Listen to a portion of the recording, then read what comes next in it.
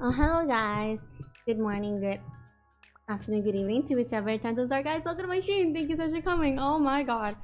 Oh, oh my god, guys. Goodness.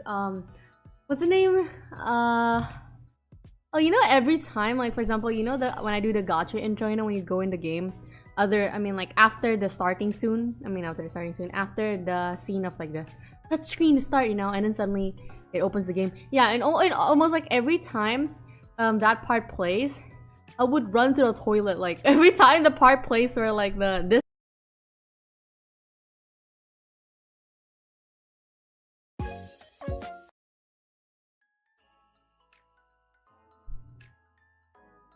Yeah, that thing. Every time that plays, I always run to the toilet. Okay, I'll run to the toilet. Okay, toilet time.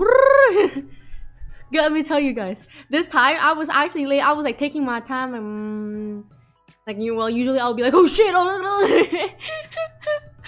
I don't know why I always do that, you know, like I don't know why I like to torture myself. Like, why do I could just piss like any time earlier, but then like no. Like any time earlier, but I was like, nah bro, I'm gonna piss at the when I do the gacha intro. So this one I was almost late, bros. Oh my god. I could like, as I was done with the toilet and I came back, like I was like as across like from my door to like into my PC. Bro, let me tell you, I dashed, bro, because like it was already seen where it's supposed to go white. I was like, oh shit, like, ow. Oh, I was running, guys. Goodness. But anyways, hi y'all. How y'all doing? How are y'all doing? Welcome to my pod stream, guys. Hope you guys have a wonderful day. Why doing speed run in real life? I don't know why I do that. Okay, I just like kind of want to do something, you know. But anyways, welcome y'all today. Oh yeah, you guys are hungry, go eat. If you guys are thirsty, go drink. Stay hydrated, y'all. Stay hydrated and full. Dang. Anyways, today, as you guys can see from the title, we will be doing a watch along. Like a watch. We will be watching NIKKE lore, okay? Like most things, like a deep dive into it, you know. Because like I definitely missed a lot, and I already slowly start forgetting about the story. It's so easy for me to forget shit, okay? Like when I tell you I have a goldfish memory, I mean it. I really mean it. It's like rising on our guys. I don't know how, I don't know why, but I've always been forgetting a lot of shit. So hello. We're gonna be watching like from the very first chapter 1, chapter 0 actually. Chapter 0 to like the most recent chapter. Well, how long those are most recent chapter for us? 13? We know what does it mean! Go to Pilgrims last night. Pulls Dorothy and Red Hood but the amazing part was I got Red Hood in normal banner. What? In normal banner? Boy, you are lucky. Well, I wish to be you, bro. Getting Red Hood, that's cool. What's up, guys? Hi, I'm from Brazil. I got Dorothy today. My second pilgrim here. You guys are so lucky. Oh my god, good job. I'm proud of y'all. Hope that'll be me. Hope that'll be me. And then let's go, guys. I mean,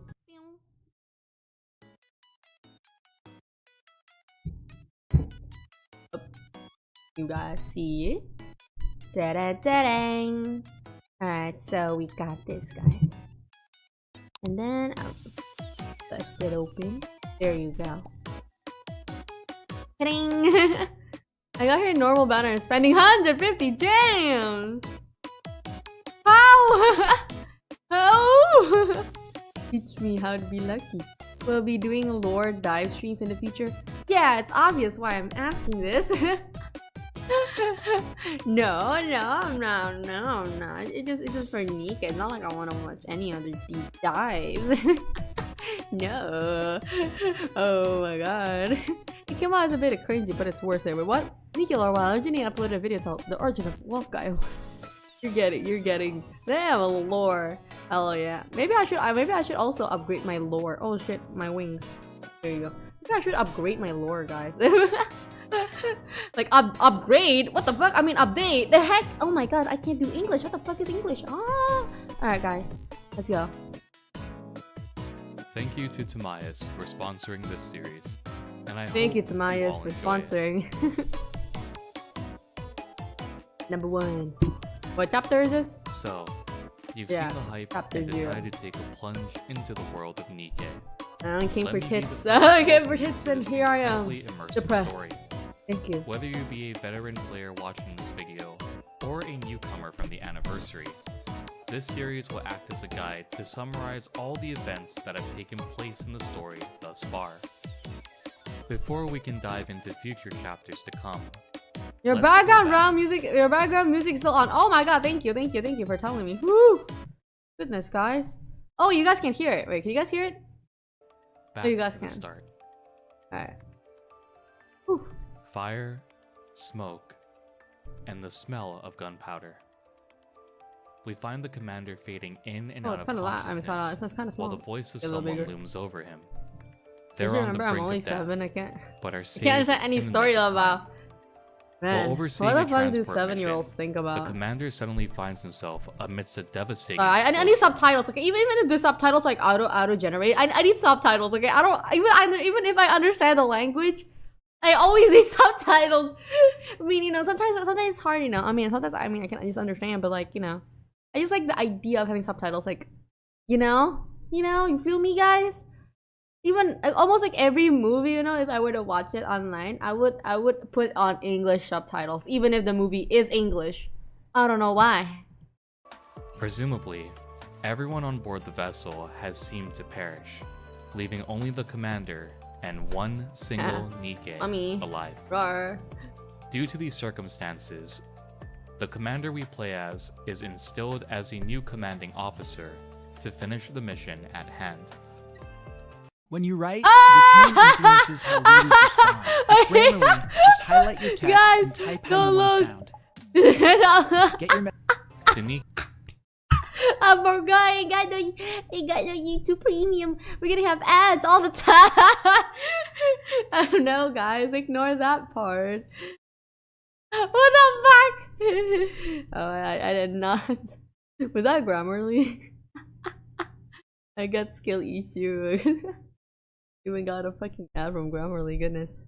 And by the way, NIKKE accompanying us is named oh Marian, shit, you guys can't watch it, my bad. A member of Silvergun, and the lone survivor of the explosion of the why is it kind of low quality? Hold on. Let's do it with 720 vessel. From what information is available at the time, it's assumed that the transport vessel was shot down by raptures.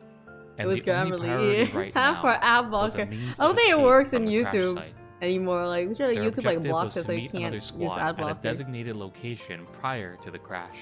Alongside Marian, the two hurry to the rendezvous point, eliminating any raptures they encounter along the way. Don't skip any of that ad. What do you mean you need that ad? While en route to the rendezvous point, they encounter Rappy and Anise, two NIKKEs who are at a nearby location.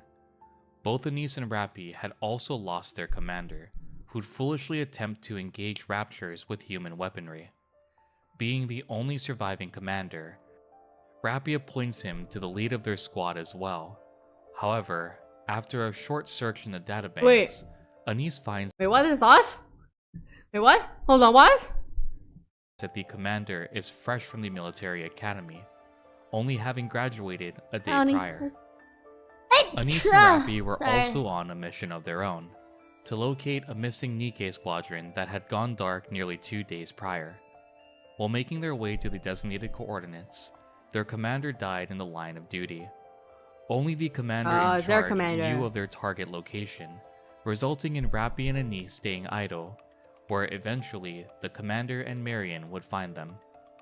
Surprisingly, Marian seems to know the location that Rappy and Anise were seeking, one previously believed to have only been known by their now deceased commander. What I want to say is just so evil for NIKKE to just have like Marian as like what's the name, as like in the thumbnail before, like when you want to play the game. She's like at the very front, you know, like make sure, by the way, she is like our main character, guys. And then they just kills her off like the fuck, bestie. The fuck. What do you mean? What do you mean you killed her off? Man. Reconnecting evil. with Shifty, and under Marian's guide, they reached their designated coordinates, or at least it's a good what they bait. Believed to be them. Fuck, man. During the Fuck brief this encounter meeting Shifty, she states that she would be analyzing the contents of the black box from the now destroyed transport vessel. Rappy, also interested in the information, requests for it once Shifty is done with her analysis. One interesting thing to note is the fact that the transport ship was shot down in an area with no anti-air type raptures. Anise, who had previously blamed Shifty for her poor management, is now left dumbfounded. If there weren't any anti-air raptures, then what exactly happened? As Marian trails off to search for any clues, Rappy receives the information from the black box from Shifty, and with a brief flash in her eyes, trains her weapon on Marian. It is revealed that the explosives in the transport ship could only have gone off by remote detonation, and that detonation signal originated from Marian. Oh. Marian repeatedly states that they're here, and shortly after shows signs of corruption. To put briefly, corrupted NIKKEs are a direct threat, just as much as the Raptors are to humanity. Marian had led them straight into the den of a tyrant-class Rapture. Oh, it's okay, bro. A Rapture that abducts She's NIKKEs hot, so that's and okay. uses them for Rapture parts, dismantling Oh the my NIKKEs and leaving them for dead. Blacksmith absorbs Marian and attempts to retreat, and under the commander's orders, Rappy and Anise rush to attempt to save her. Another thing to note is for the keen-eyed players, you may have noticed Marian's eyes shift red during the reload sequence from the first time we used her in combat. From the start of the game, she was corrupted. After hold on. And part of the game reload sequence, keen-eyed players, you may have noticed Marian's eyes shift red during the reload sequence from the first time we used her in combat. Damn. From the start of the game, she was corrupted. They already put on the After engaging with Blacksmith, and once it is defeated, the true gut punch of NIKKE's first chapter is put on full display. And instead of summarizing it, I feel it necessary for you to experience it for yourself. So guys, this is not an ad, obviously. Not an ad, obviously. Fuck, man, I don't have ads all the time. Oh, every. It's only been 5 minutes, and we've already gotten 2. Oh. Yeah, we're gonna get total of like, wait, this is 20 minutes, so like we're gonna get a total of 10 ads. Yo, let's guess what ad is coming next, guys. What the fuck? I'd say that was a job well done. Job well done. I'll check the survivors. No survivors from the Vanguard. All the parts have been ransacked. What about Marian? Still alive.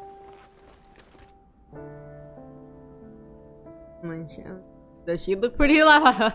Goodness. For your ad on an NIKKE video, double animated stuff. Here.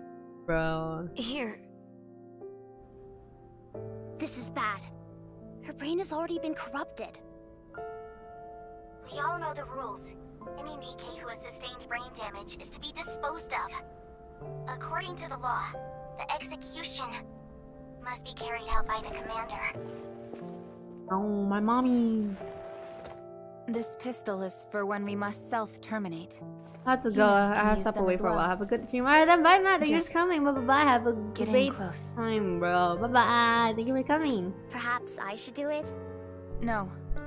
So welcome, Boss. Welcome to Healers Coming. Welcome. Oh no, my mom. Me.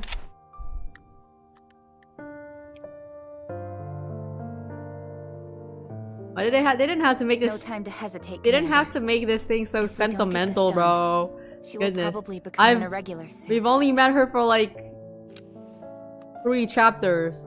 Commander. Oh, this scene, man.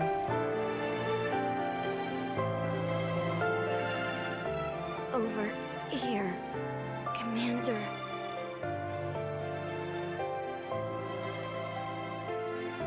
Commander.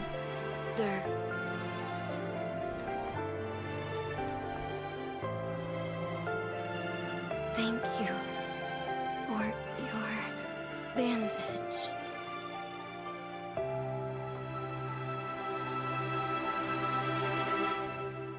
How the fuck did I recover from this again? was it like right after this, you know, like not so long again after this, like there's an event of like the Christmas event where there's just so much tits and I'm like I'm already happy again. What the fuck?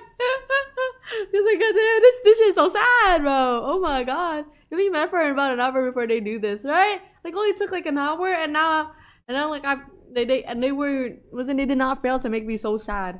But then I recovered the next NIKKE stream. Signs of life. Like, yippee! Official Dunkers, I'm confirmation fine. I'm that totally fine. I'm coping. Ooh. our investigation mission is complete. Head back to the Ark.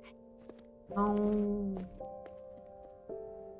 One money Damn left. it. Wow, she was like my favorite character. She was also my favorite character. My first one, my second one was Anis, bro. I feel like she's like almost like everyone's favorite character, right? Like, what? How could you not like Marian? With Marian confirmed dead, the mission is declared as completed. Heading back to the Ark, word of the commander taking down a tyrant class has reached the higher-ups, and soon enough, they're summoned to meet the deputy chief, Anderson. Daddy Anderson! Prior to their meeting, a short discussion is held regarding the time in which Marian was corrupted. Though Shifty suspects it was during their time on the surface, Rappy has a more insidious conclusion: that Marian was corrupted in the Ark. The chances of a novice commander surviving on the surface is already low to begin with, and the odds of one taking down a tyrant class are even lower.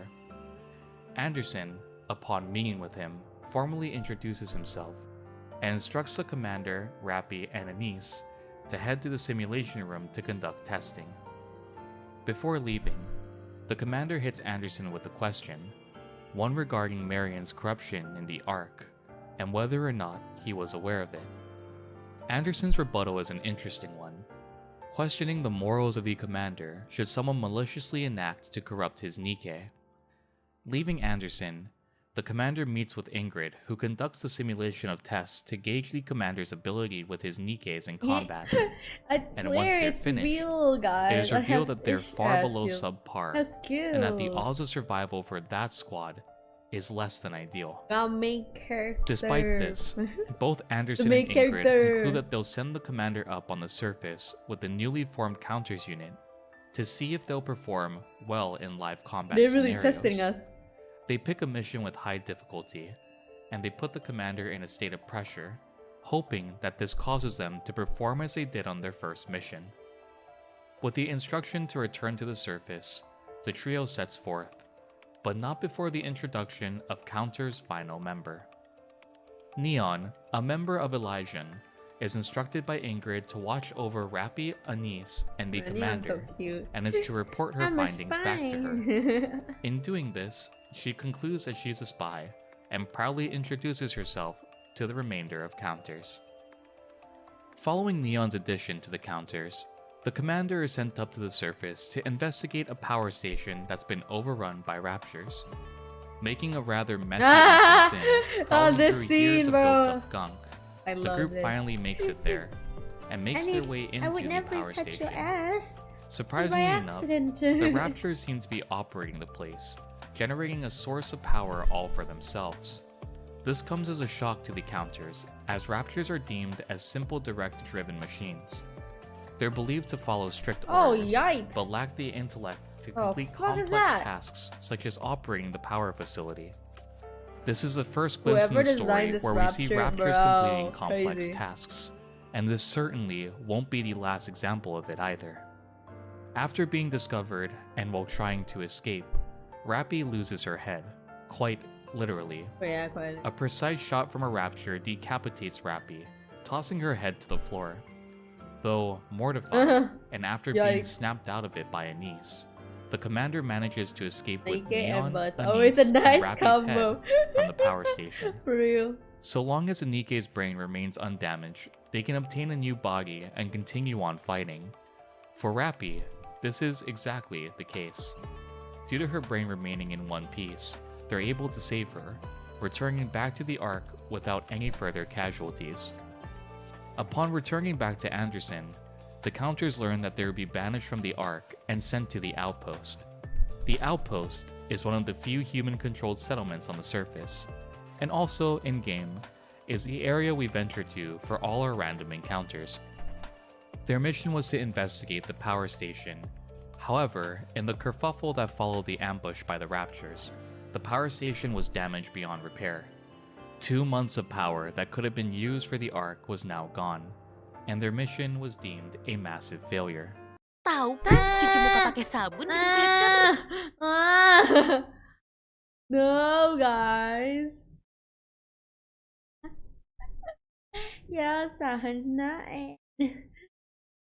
Though Anderson may seem genuinely disappointed, it is later revealed after the commander encounters leave that he had sent them there to avoid the gaze of the watchful eyes of the central government. From the sidelines, both Anderson and Ingrid will continue to monitor their combat prowess, and with sending them to the outpost, they can now do it without the central government breathing down their necks. What's interesting to note here is the fact that the commander is being stationed in an area with his Nikkes for a prolonged period of time. Normally, this would be the case if they were on a mission. However, the outpost has no Ark jurisdiction. Therefore, fraternizing with Nikkes isn't out of the question. The outpost is desolate and dilapidated, all except for the commander's quarters. Unsurprisingly, both Neon and Anise need a shower after crawling through the sewer's water, so they take their time to freshen up. Rappy also rejoins the group, reinstating the fact that Nikkes aren't human, but are instead weapons. They are mere tools to defeat the Raptors on behalf of humanity. Although the commander sees Nikkes as equal to humans, for Rappy, hold on, at which this scene is point this? in the story, I'm starting to forget. she cannot accept the commander fully just yet. As a group settles in the outpost, spending their first night together, they're awoken by the arrival of a rather wonderful individual. And yes, I say this with extreme sarcasm. Meet Syuen, the CEO of Missless Industries and one of the big three. She's made her way to the outpost to ask, demand, a favor of the commander and counters.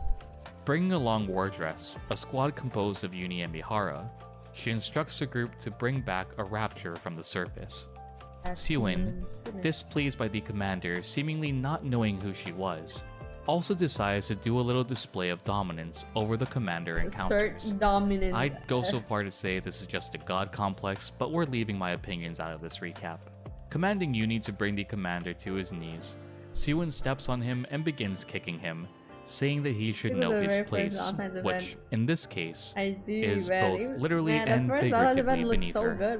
When counters attempt to retaliate for their blatant mistreatment of their commander, Syuen orders Mihara to subdue them. You're next! Uni and Mihara both possess unique capabilities.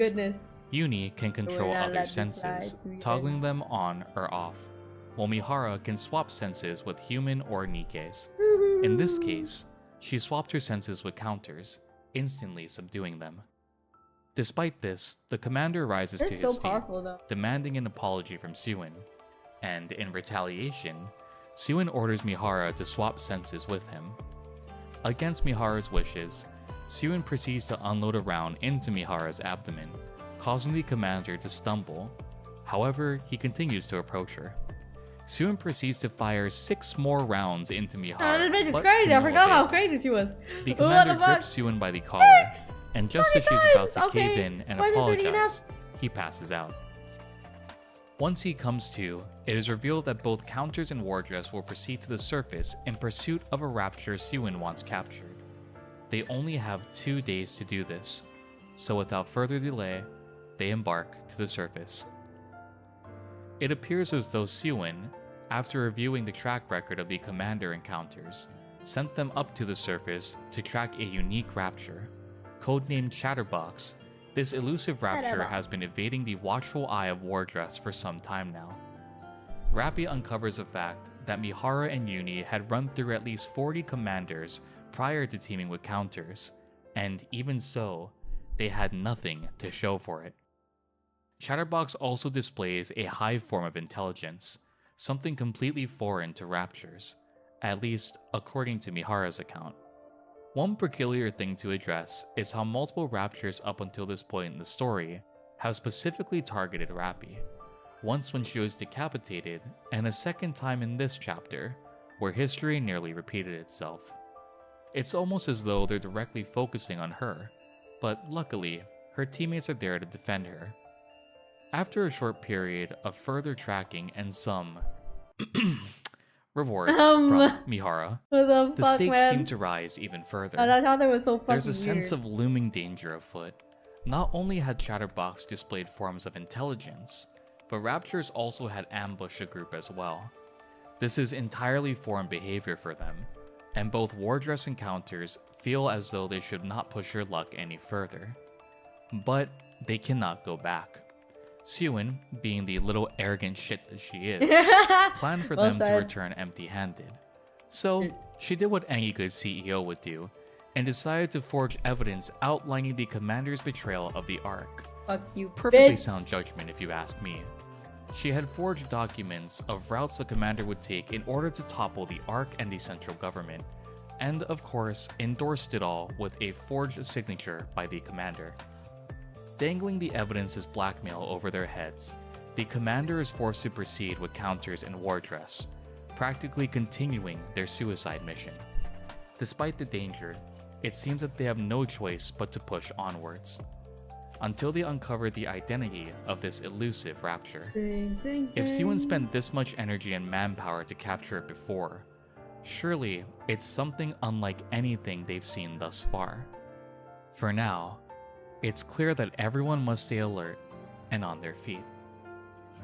And that wraps up the first 4 chapters of the game.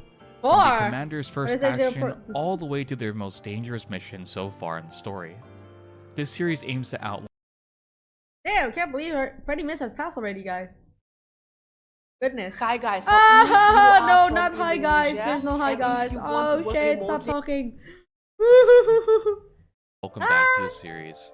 Once more, What's up, I'd like to guys? thank Let's go. Timaeus for sponsoring this video. Another This sponsor. video encompasses chapter 4 and 5 of NIKKE's main story.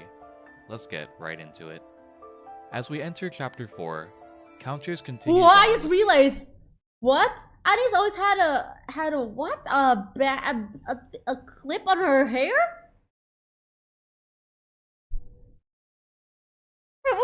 What? Really?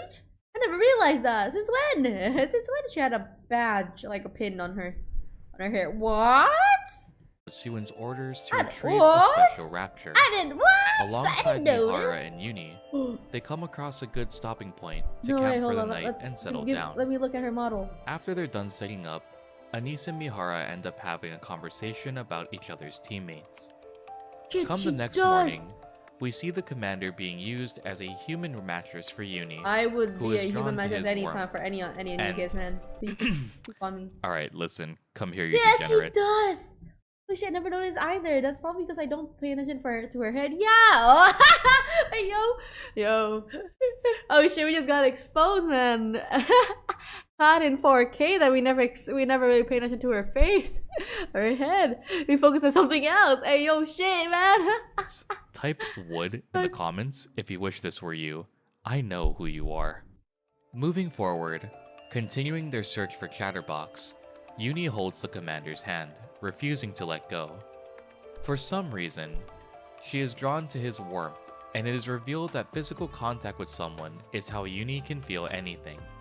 And if you've ever played Uni's Bond story, well, you'll come to know that firsthand. You'll come. As the Should've group stopped there. closes in on the last known location for Chatterbox, Anise for points out Chatterbox. how it's a perfect place for an ambush, and great colonies. Suddenly, there's a sniper attack from a distant rooftop. This attack wasn't directed towards Nikke's, but instead towards the commander. Luckily, Uni saves him by force swapping his senses. The commander loses feeling in his legs, causing him to collapse. This allows a beam to fly overhead, avoiding any casualties from the surprise attack. After the battle, Rappi states that she still doesn't trust Mihara or Uni. Understandably so, their track record is less than ideal. And in addition, this was a sudden mission from Syuen. Honestly, who could blame her for thinking this way? And for all of you new viewers, you'll come to find out just how twisted Missilus Industries truly is. Uni asks for a reward for saving the commander's life, to which Mihara tries to remind her that the commander is human. Uni's reward is pinching the commander so hard that it eventually makes him bleed, which causes Rappi to have to bandage him up. And amidst this little light-hearted banter, things go from 0 to 100. Light-hearted banter, very bro. I just got. Like a bloodhound that got has pinched caught too, I scent of believe. its prey, we are introduced to a talking rapture. Uh-oh, A creepy right, smiling face dude. suddenly appears, eyes set on the commander and his Yes, crew. right. The creature sets forth to attack, kicking Rappi away from the commander. And upon seeing the foot of the rapture, Wardress confirms that it's none other than Chatterbox.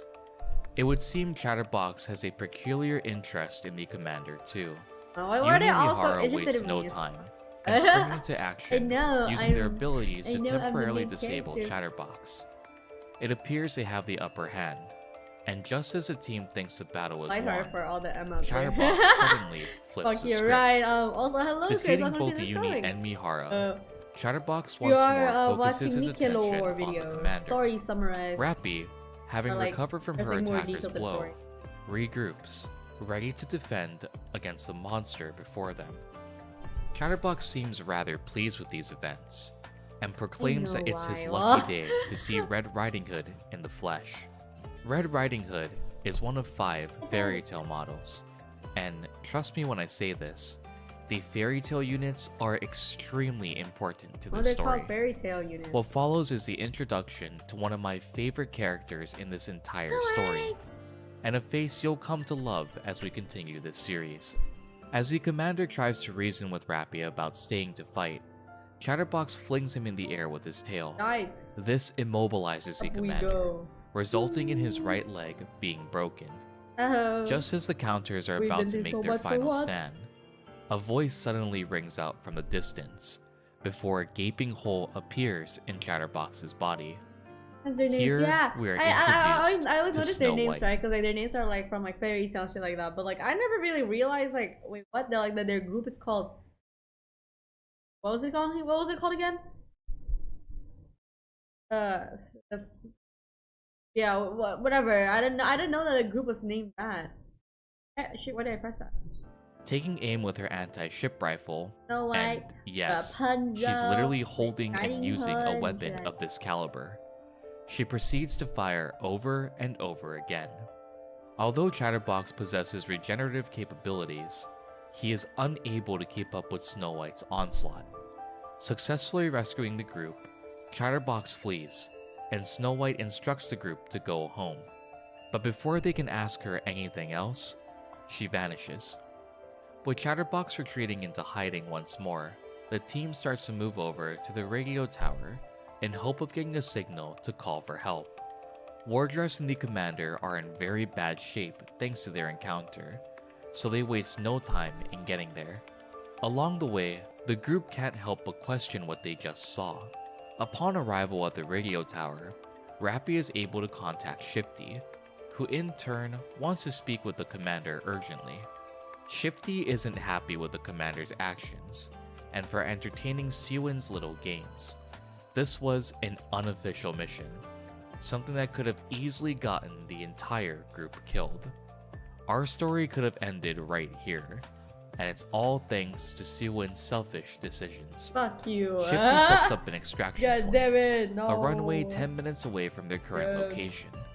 A transport ship is prepared, and Shifty warns that once they return, they'll face the consequences of their, well, in this case, Syuen's actions. Speaking of Syuen, look who decided to send us a text. My God. Syuen is throwing a hissy fit at the commander contacting the Ark. The commander informs Syuen of their encounter with Chatterbox, and lo and behold, to keep their mouths shut, she dangles a blackmail over their heads once more. Yes, Even after yeah, their oh encounter my with God, Chatterbox, my girl. the group isn't out of the woods yet. Upon reaching the runway, there is a kick-up of dust in the distance. A large horde of raptors are there, numbering to around 200 in total.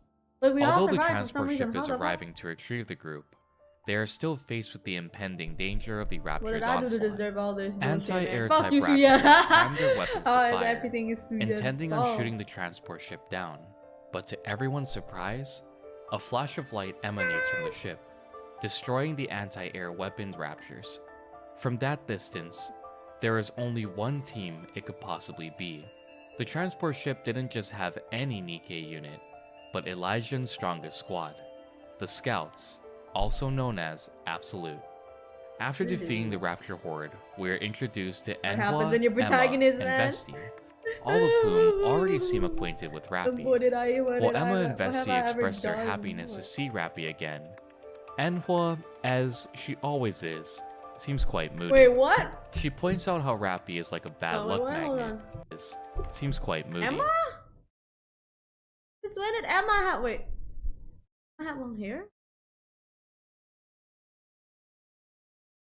Hold on. She points out how hold Rappy is like a on. bad luck magnet, Hold on, and whenever they guys. My meet, memory. she is always in I some never type of remember her jam. having that long of Enhwa a hair. expresses how Rappy thinks the Yes. whole world is her playground, and just makes everyone else around her suffer. I never She realized proceeds anything to call be honest, Rappy a fucking defective point. NIKKE that should be recycled for spare parts, which angers Anise.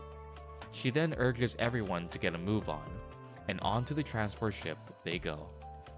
Upon arrival back to the Ark, the commander meets with Enoch, who passes judgment of his most recent actions.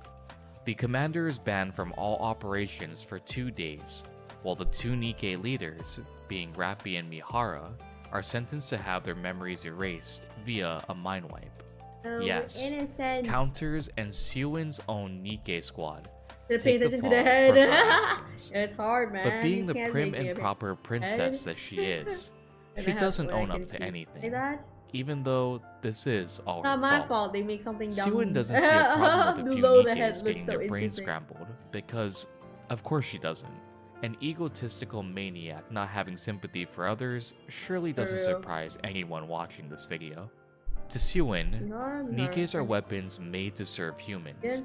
Weapons don't need memory. They don't need emotion. With Syuen done with her dribble, she leaves. At this moment, the commander is given a choice, to either talk to Rappy or Mihara. If you talk to Rappy, she will tell you that she's a little scared, but she knows that Enoch's judgment is absolute. She'll explain that it's like a factory reset of the mind. And if you choose Mihara, you will talk to Uni and Mihara and see their side of how the mind wipe will affect them.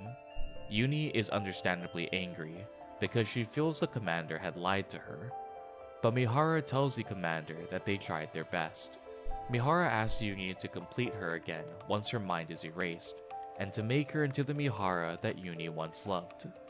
The higher-ups, evidently, are also displeased with Syuen's behavior. Meeting briefly, Anderson discusses how she's on thin ice, and calls for Shifty to summon the commander to his quarters. Upon meeting with Anderson, a peculiar point from previous chapters are brought up. He raises the question the commander had asked regarding Marian being corrupted, down low. to which he informs my the God. commander I that used he to has paint the beam information protagonist regarding fine the with- situation. With The you, commander why? is ordered to keep it a secret, No. as Anderson reveals a shocking revelation. Someone in the Ark had been tampering with NIKKEs and sending them up to the surface to sabotage the Ark's operations. They are unclear if it is one man acting alone, or if it is an organized group. Anderson believes they are working with the Raptures. He continues with the method on how Nikkes are corrupted, a process in which the Nikkes have a code implanted into their brain. The corrupted Nikkes are then bent to the will of the Raptures, something humans are not capable of. Anderson surmises that it has to be someone high up, due to all the barriers that someone would have to go through without getting caught. It's a little odd, Anderson suddenly helping the commander with highly confidential information. Anderson is asked as to why he's helping the commander, to which he replies that it's a small token of appreciation for how the commander treats his Nikkes. Now the commander is forced to wait with bated breath, as Rappy and Mihara have their memories wiped. 2 days after getting back, both captains of the Counters and Wardress undergo their mind wipes. We see Mihara reintroducing herself to Uni, and for Rappy, things don't go quite as planned. At the outpost, Anise and Neon wait anxiously to meet Rappy again, and start to make lighthearted jokes of what they're going to do when they first see her again. When Rappy returns, it is revealed that her memory wasn't erased, and she remembers everything. It's a shock to them to see a Nikke immune to a memory wipe, and decide it's best to keep it a secret from everyone else besides Anderson. Just as this revelation is unveiled, someone decides to show up to the outpost, and lo and behold, it's once again Syuen. Syuen came to do her usual dribble, but is karma a bitch? Rappy, taking advantage of her memory wipe, roundhouse kicks Syuen, stating that she mistook her for an intruder in the outpost. Mind you, Nikkes weigh a lot. Syuen is lucky to still be alive, unfortunately. Leaving on a stretcher and with sweet cold revenge served, the commander gets a message from Anderson, hilariously warning him of Syuen's arrival. At this point, she's on a stretcher leaving, and once more, Anderson summons the group to his office. Just like before, Anderson says that he needs a favor from the Counters. Their mission is to go to the surface and head up north. This is due to the Nikke that the group had encountered that almost soloed Chatterbox.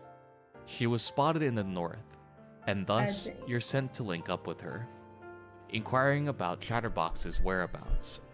It is revealed that Snow White belongs to a group of Nikkes that are referred to as pilgrims, Nikkes who live on the surface and separate from the Ark. As the Counters head to their next mission, they are met with None.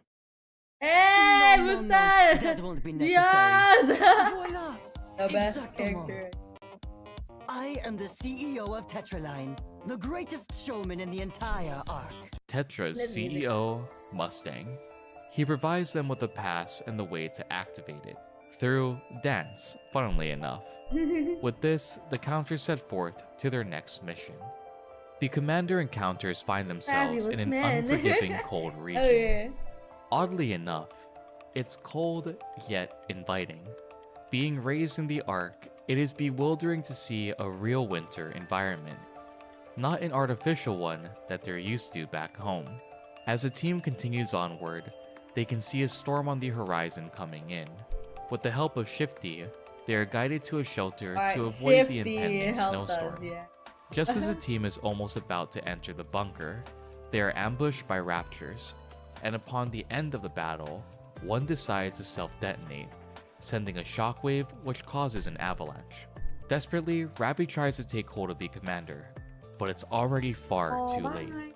He's swept away by the flowing snow and blacks out. And this is when an interesting sequence occurs.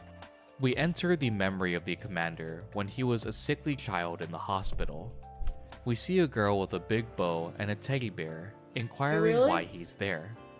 Just like the commander, the girl is also sick, and just as she's about to reveal her name, the commander wakes up to the sound of foreign voices.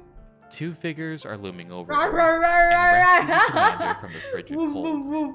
Here we are introduced to Alice and Lumilla of Unlimited, a squad of Nikkes that are on a mission to defeat the evil Queen of Hearts, and to also rescue any Nikkes they find out in their frozen wonderland.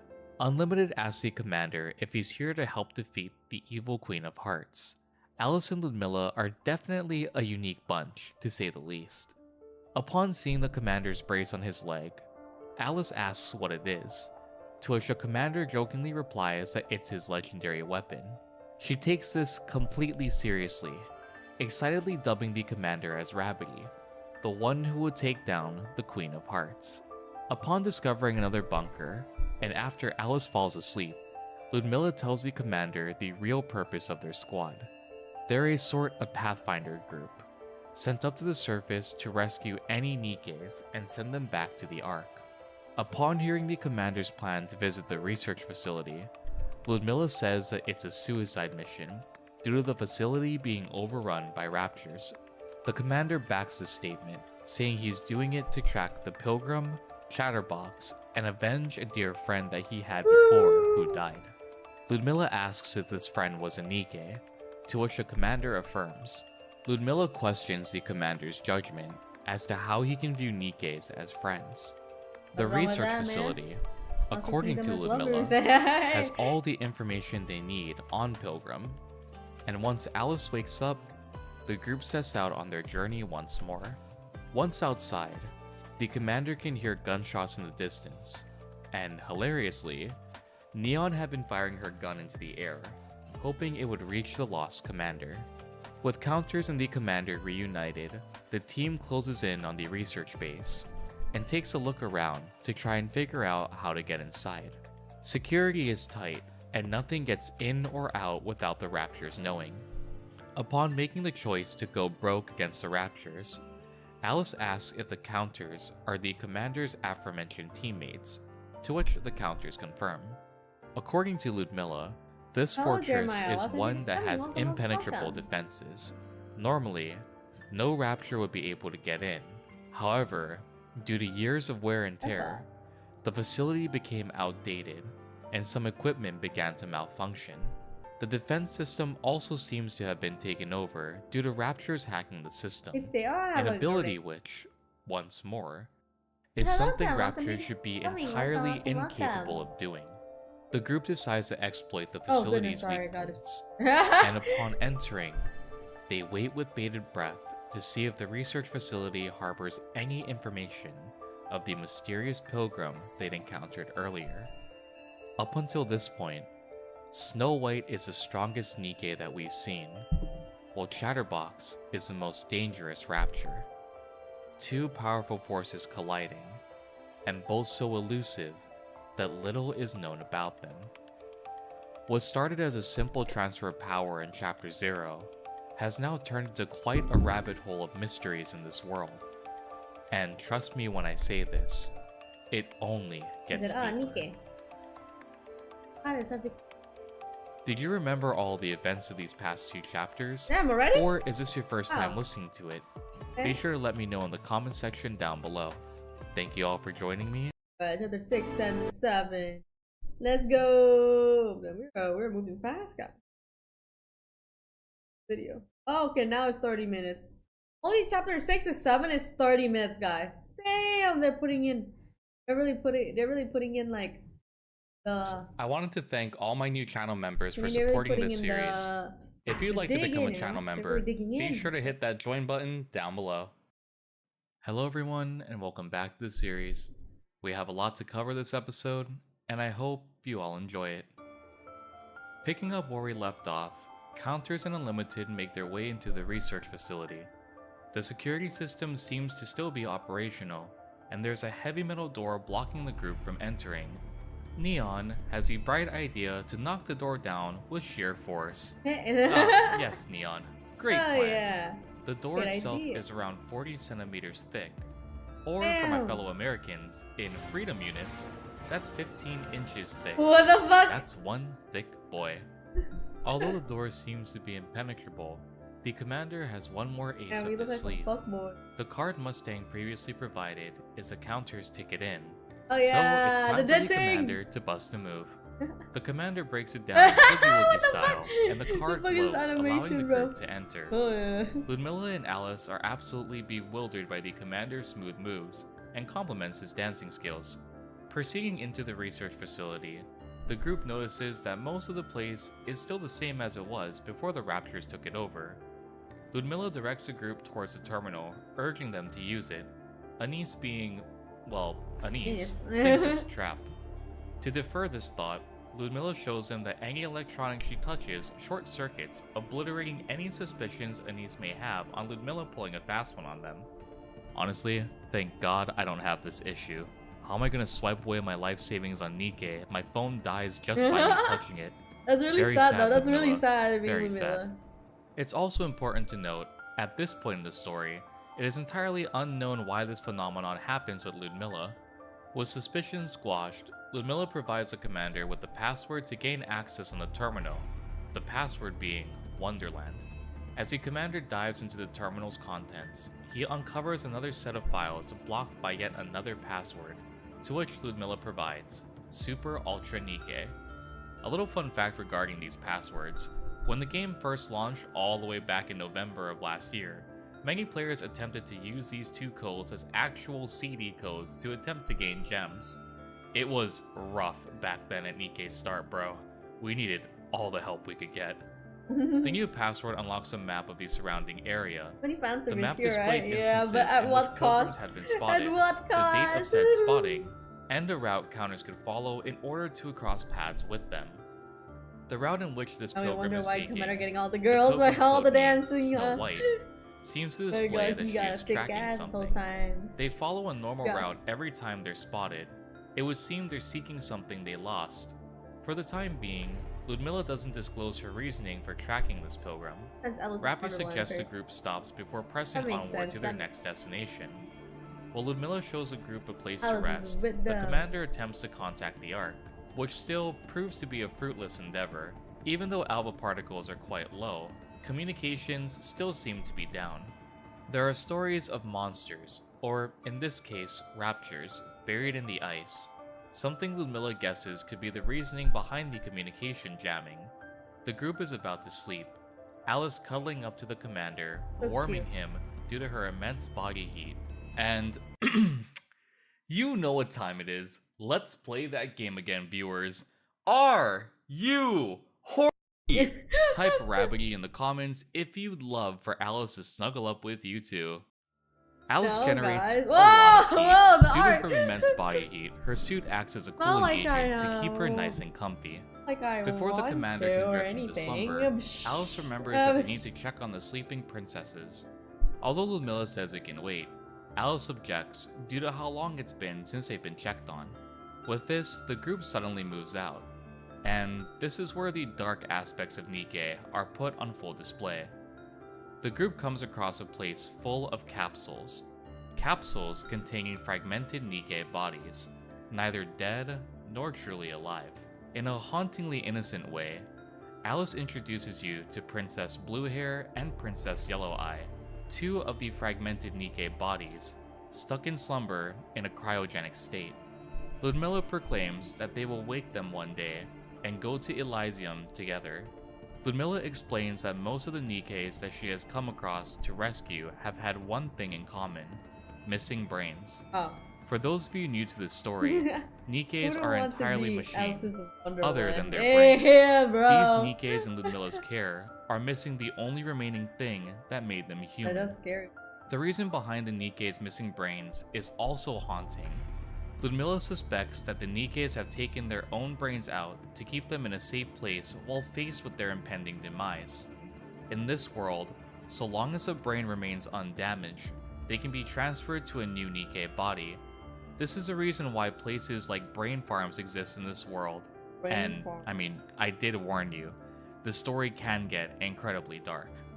The NIKKEs, essentially, are waiting for someone to come and return their brains to them, something which, unfortunately, have a very slim chance of happening. Sadly, for some, they recover the brain and the body far too late. Although Unlimited have saved countless NIKKEs, some undergo cases of asynchronization, an anomaly which occurs after the brain was separated from the NIKKE's body for a prolonged period of time. Ludmilla was hesitant to show the counters and the commander this operation, worried about their reaction. The counters and the commander choose to respect what Unlimited is doing.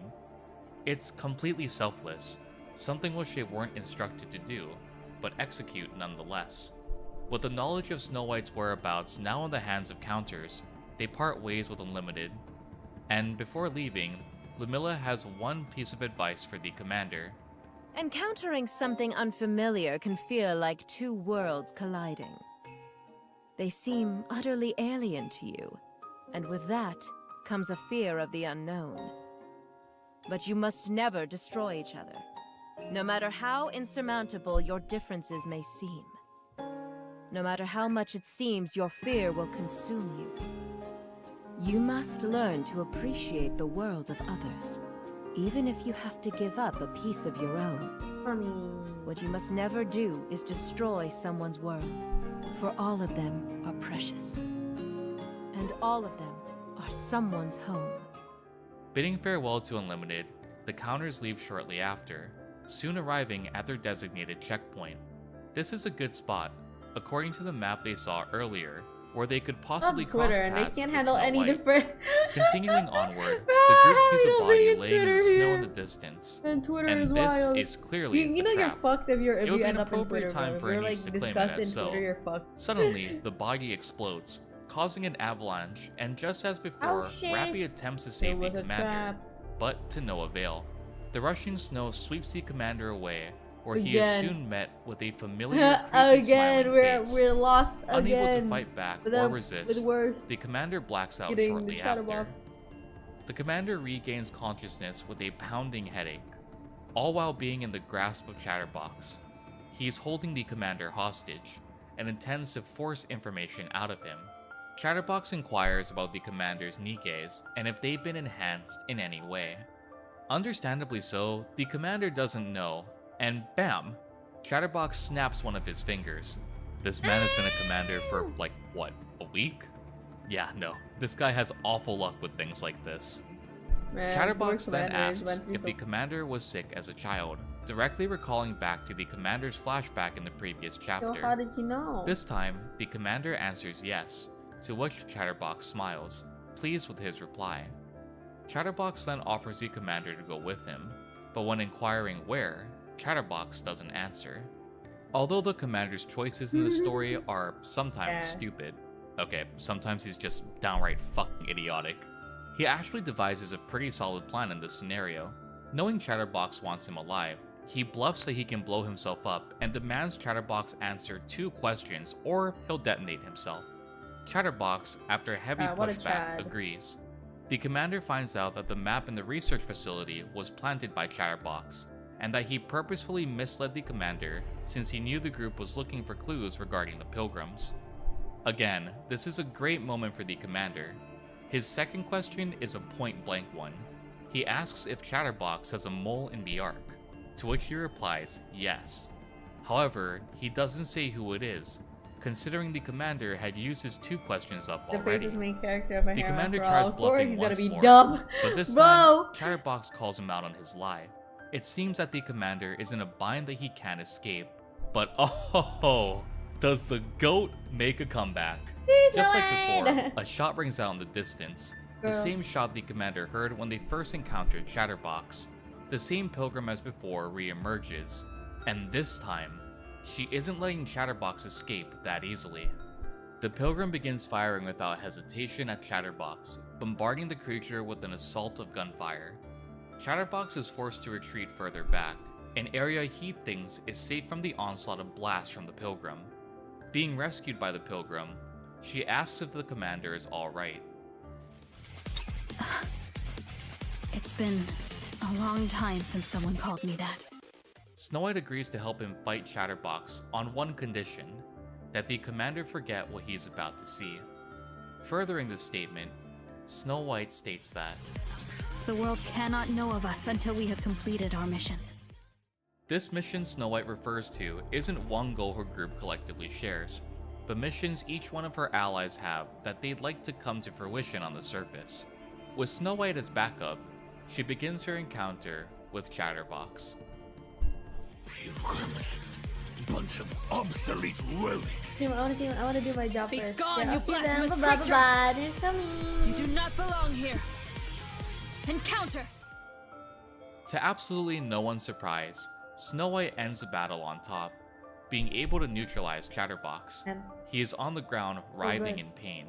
His regenerative capabilities unable to keep up with this ancient relic's weaponry. As Snow White approaches, Chatterbox This is crazy though, she made such a big hole. However, like, it's what not the fuck? for Snow White to spare him, but for someone else entirely. Spare me. Yeah, fuck you, Chatterbox. Are you begging for your life? Spare me your crocodile tears, pitiful creature. What sinful force brought you into this world? Please, spare me. Disgusting. My queen. Bond Skin Institute. Ready. That's Great Miracle facial foam. Splits apart above Snow White and the commander, and it appears as though something begins to descend upon them. To both the commander and Snow White's shock, amidst the raptures is a NIKKE donning rapture armor. The commander can feel his body tremble as he looks upon the NIKKE before him, a being oozing with pure malice and hatred towards their very existence. A hatred towards the entire I gotta universe. remind, stay hygienic. This Stop. thing refers to herself Anyone as needs some Modernia, pots? and claims she's here to retrieve Chatterbox. It's evident Snow White's blood is boiling at the mere sight of the NIKKE before her. Snow White calls her a heretic, the one who answers directly to the queen. A traitor who sold out all of mankind. A NIKKE who chose to join the Raptures. Snow White says she's in luck, meaning this Modernia means she's It's one start step day closer by to now. the Rapture Stop. Queen. Modernia is Stop it. completely unfazed by this, simply stating that she'd kill Snow White where she stands if it weren't for her having to save Chatterbox. She chillingly states that she won't forget Snow White's face, and just as Snow White primes her weapon to attack, two giant raptures appear before her, and Modernia gives the order for them to attack. Even in the face of impending danger, Snow White's eyes are fixed on only one thing, the heretic before her, a NIKKE who turned to the raptures, one who is now a traitor of humanity. Screaming out towards the raptures, Snow White engages, leaving Chapter 6 on a hair-raising cliffhanger. Have at it, boys. Out of my way! Wasting no time, Snow White continues her pursuit of Modernia and Chatterbox. It's clear that she has a vendetta against the NIKKE she dubbed as a traitor to humanity. The commander insists on coming with her, to aid in whatever way possible, so long as he doesn't slow Snow White down. She agrees to let him tag along. Fun fact, if you played the gluttonous Cinnamon Rolls Bond story, That's so cute. you'll know that she can run as fast as a car. So, What? good luck, Shikikam. Unfortunately, Snow White and the commander soon face a dilemma as they continue on their search.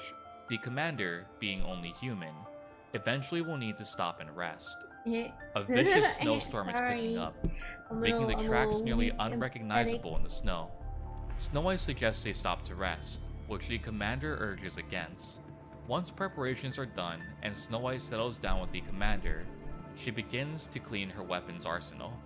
Snow White's equipment is pretty banged up, and it's quite noticeable that she's been on the surface for a long time.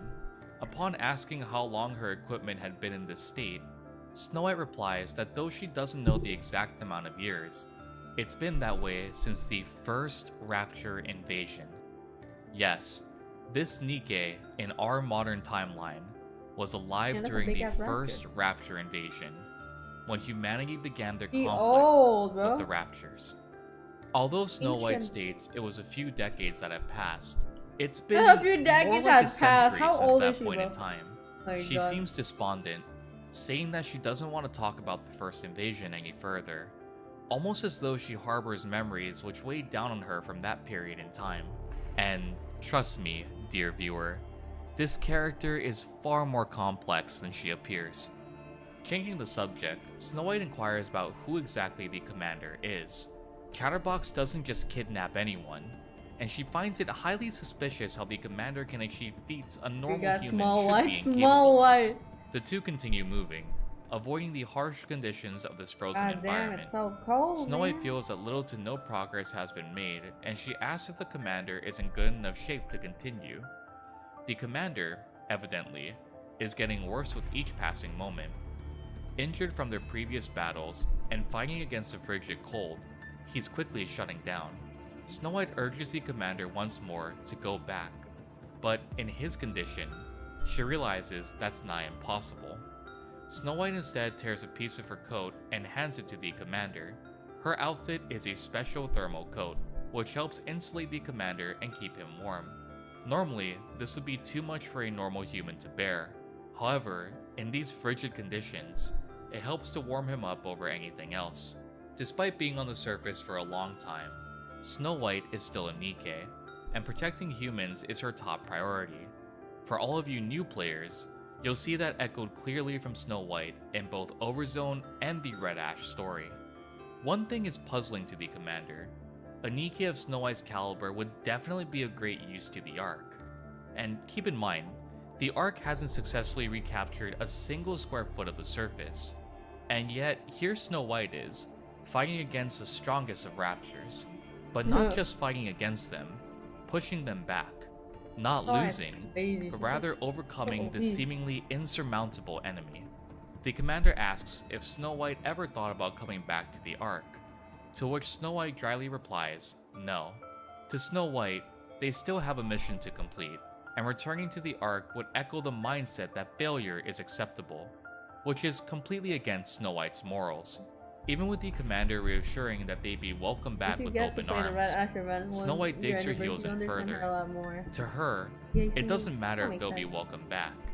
It doesn't matter if people will shower them with praise. There's still a goal that needs to be achieved. And for her and her comrades, they know nothing of the Ark to begin with. It's a foreign land, with foreign people, and a place she'll only set foot in once her mission is complete. After wandering forward for a bit longer, the two stumble upon Chatterbox and Modernia. It appears that Modernia is repairing Chatterbox, and upon observing the two, the disgust is clear in Snow White's voice as she gazes upon the revolting sight before her. Is she repairing Chatterbox?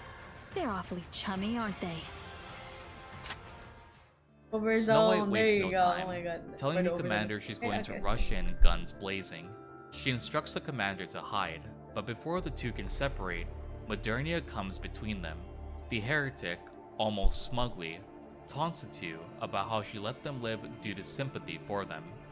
Snow White has had enough, and after tracking for so long, she finally snaps, shouting towards the heretic before her. Enough of your blasphemy! Traitor! Let's go! In that case, then allow me to put you out of your misery. The two engage in a fight, to which Modernia puts up her own magnetic field and disperses Snow White's shots. Snow White's equipment is just too far behind in order to keep up with Modernia. Eventually, Snow White is overpowered, Modernia using her wings to whip around Snow White. Preceding an aerial onslaught, hitting Snow White repeatedly, Modernia slams her onto the snowy earth below. Modernia taunts Snow White that her death will be as painful as possible. And this next scene solidified to me back when I first played this chapter that Snow White is an absolute unit. Even in the face of danger, this NIKKE doesn't cower in fear. Oh my, I got a little carried away there. Let's see how long you can last. Hey! So cool! What is it? I can't reach this spot on my back. Can you scratch it for me? That's so cool, man. No way! Even after being beaten and battered, Snow White still taunts her opponent, never admitting defeat. Amidst their battle, the commander scrambles to find a way to aid Snow White. Any small action he can execute to create an opening would be the deciding factor between both himself and Snow White dying. He sees Snow White's rifle laying in the snow, and decides to use it to try and retaliate against the heretic. Keep in mind, this isn't just an ordinary rifle, but one meant for a NIKKE to use. Humans cannot use NIKKE weaponry due to the gun's weight and recoil, but under these circumstances, he has no other option. Firing the weapon sends the commander back, shattering his shoulder, but despite his injuries, the job had been done. The shot grabs Modernia's attention, and Snow White uses this opening to escape her grasp. This is when things start looking up for Snow White and the Wait, commander. wait, what? In Soon this moment, the counter soon this channel will be owned by NIKKE. That's over, chat. But on the bright side, NIKKE Def will legally own a succubus. So what? is regroup with the commander If I get as he owned by issues the NIKKE, order I mean, to team up would I with be the one of the Pilgrim to would I be defeat one of the heretic. characters, guys? As the counters jump Modernia alongside Snow Like, White, take my channel, NIKKE. surprisingly, they Devs. gain the upper hand. As long as I can be After a the battle, character. Modernia is puzzled as to I'll how take she it. I'll came take so it. Take close my to everything. defeat. My money. Modernia is stronger by every channel. metric, superior in Everything. every way, and yet a I'll do newbie anything. commander and a pilgrim nearly defeated her, Crazy, a man. heretic. What can I Modernia's say? Plot visor armor, eventually bro. cracks, revealing the face of the heretic, Modernia. The sight of her face causes the commander to freeze. That With face, your fake cakes, no way. Fuck he you, man. recognizes it. Though he can't quite put his Mommy? finger Is on that it. you? In a bout of frustration, Modernia blurts out how she should have come with Nihilister, meaning there are more than one heretic active in our current story. The commander isn't the only one frozen with astonishment. The counters too feel as though they recognize that face. It's Marian. When the commander yells out to Modernia, calling her by her old name, Marian, Modernia appears confused, saying that the commander has her confused with someone else. Her name is Modernia, and she works for the queen. But then, as if in a trance, she starts saying the name Marian over and over again. Marian, Marian, Marian, Marian, Damn, chillax. Marian. Eventually, she snaps back to Modernia, then back in a trance, speaking Marian. The ground beneath the group begins to shake, Modernia's body emitting a black energy.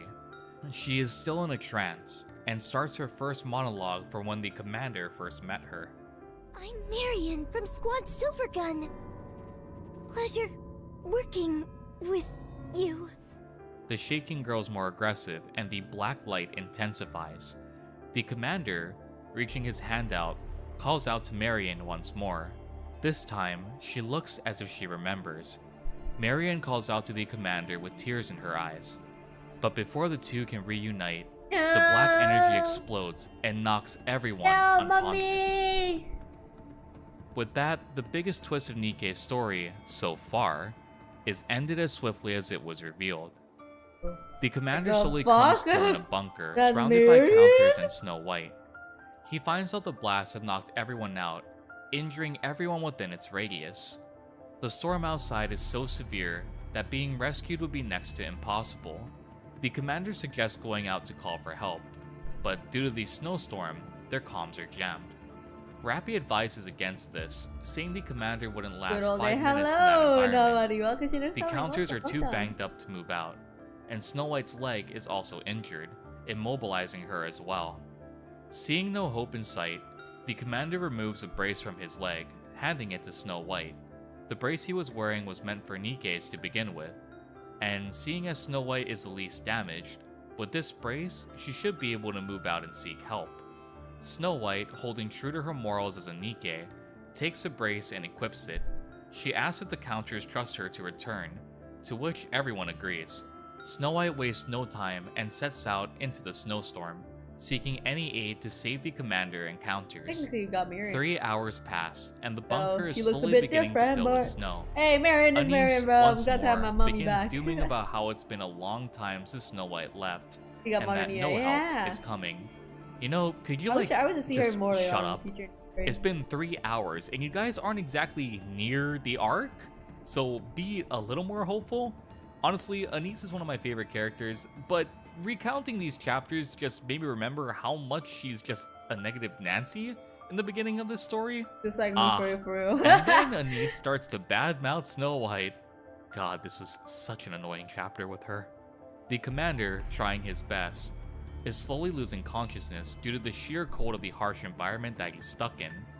Despite the counters huddling around him for warmth, he's on the verge of blacking Alright, out. the hugging And section. as he begins drifting in and out of consciousness, he feels a warmth envelop him, one that seems quite familiar. As he slowly opens his eyes, he sees Alice warming him up. And once more, let's play that game again. If you wish this review, No. type carrot in the comment section. Oh my god. Contrary to what Anise may have thought, Snow White did uphold her end of the deal. She sought out Ludmilla and Alice and led them to the commander's location. At this point, the snowstorm has subsided. Communications are back up, and the group is able to call for a rescue transport to the Ark. Before leaving, the commander promises Alice that they'll return one day to defeat the evil Queen of Hearts. Returning to the outpost, the commander and his NIKKE settle down. When attempting to rest after 3 days of hell fighting on the surface, the commander hears a sudden bang, which causes him to perk up. Instead of finding an intruder, he's met with Snow White. She had returned to give the brace back to the commander and see how he's holding up. She ponders on how the heretic they encountered seemed to have known the commander and how that could be possible. When the commander confirms this to be true, she hands him a strange red bullet, instructing him to take it back to the lab and saying it'll be of some use to him later. The commander offers for Snow White to join them to fight for humanity. We went through so to much, which man. Snow White Goodness. declines. We're innocent. To her, they live in two completely separate worlds, and asks the commander if he realizes how long it's been since she's been wandering on the surface. As the commander continues pressing Snow White to stay, her only response is that she'll be in touch. Although this may seem rather minuscule at the time, this creates an incredibly strong alliance between Counters and the Pilgrims. As Snow White leaves, the commander once more is summoned to Anderson's office. The commander's job is far from over. Anderson has a special job for Counters, seeing as the commander is the only one to survive multiple encounters with Chatterbox. No, for real, how the did we Pilgrim, survive that, bro? What the and fuck? survive a fight with a heretic. We survived Not only all this, of that, man. but they're the first to see a former NIKKE turn into a heretic as well. Due to all of these things happening in such quick succession, the Counter Squad are appointed as a special commando unit. Basically, in a nutshell, the Counters have more autonomy when it comes to future missions. No one under the rank of Deputy Chief may issue any orders of any kind to them. In addition, they may refuse orders within reason from the higher-ups. And most importantly, the Big Three no longer have power over the group. Yeah, yes, eat that, this means that Syuen! Syuen's little antics directly violate the position the Counters are currently in, which can be punishable by Enix's judgment. With all this good news, Anderson puts the cherry on top. The group has 1 month vacation. Yup, after all the wait, what? Did you guys see that fucking the group subtitle? has one The bug? 1 month vacation. Yup, after all the near-death experience they've encountered in like a week, they can finally rest for a short amount of time. After the meeting, the commander ponders how Marian has become a heretic, and in an almost bittersweet way, he's happy that she's at least still alive. Yeah, for real. After a month of vacation time, the Counters have a meeting to see if anything could be turned up on the bullet that Snow White gave Actions them. are out after The all. Pussy researchers only cherry, know hell that yeah, it's that's some what type I of wanna unknown read. substance that isn't in any of the Ark's database, and no one from the Outer Rim has heard of it either. Neon, who talked to Eckia, was told that anything on the unknown substance has apparently been expunged. With this information, one thing is for certain, that the central government is good at covering their tracks. Even looking into the heretics is dead end as well. Only rumors and urban legends remain regarding them, and even information regarding how Marian was turned into a heretic leads to absolutely nothing. Anise says that with access to the central government's library, perhaps some information could be unearthed regarding the heretics and the YouTube strange auto bullets gets Snow it White right, got. you mean? There's only Pussy one cherry, problem. hell yeah. The central government's library is under heavy lock and key. Seeing as most of their resources led to a dead end, the Councilors decide to initiate a covert operation, withholding all information of said mission from anyone else, which also includes Anderson. Seeing as Eckia is the only source of information that doesn't lead to a dead end, the Counters and the Commander decide to pay her a visit. Funnily enough, even meeting face to face, Eckia chooses to text the Commander regarding all the information that she possesses, all in an attempt to not allow any wandering ears to hear what they are exchanging. Eckia informs the group of an old munitions facility beyond the ruins and tells them the building is well equipped. Within this facility lies a scanning device that is needed to scan the bullet that Snow White gave to them. Eckia states that she will be providing the group with support remotely. The commander also inquires about any information on the heretics. to which Eckia says that the rumors are that they are NIKKEs that have surrendered to the Raptures out of fear. The Raptures took them and reconfigured them, making them an enhanced version of their previous selves. But few people have ever met one face to face.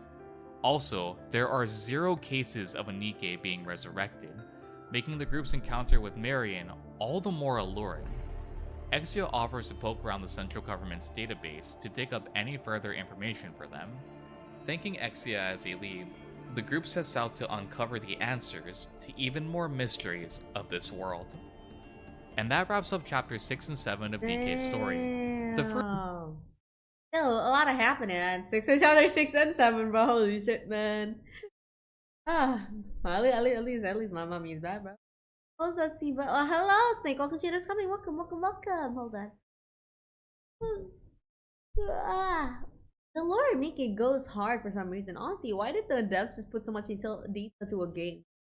I want to watch anime fire big cake jiggles ball. Not for real. Literally, bro. I came for like asses, stuff like that. And now well, now we're getting a little too deep into the story, man. Like, we're really diving into the story. Shit, man. Crazy, like why did they make the story so good? It's like, I came for ass. Now I'm stuck. I'm stuck. Salah pakai Sanskrit. Oh, sorry. Advertisement. I came for asses. I mean, who did not play? Who the fuck played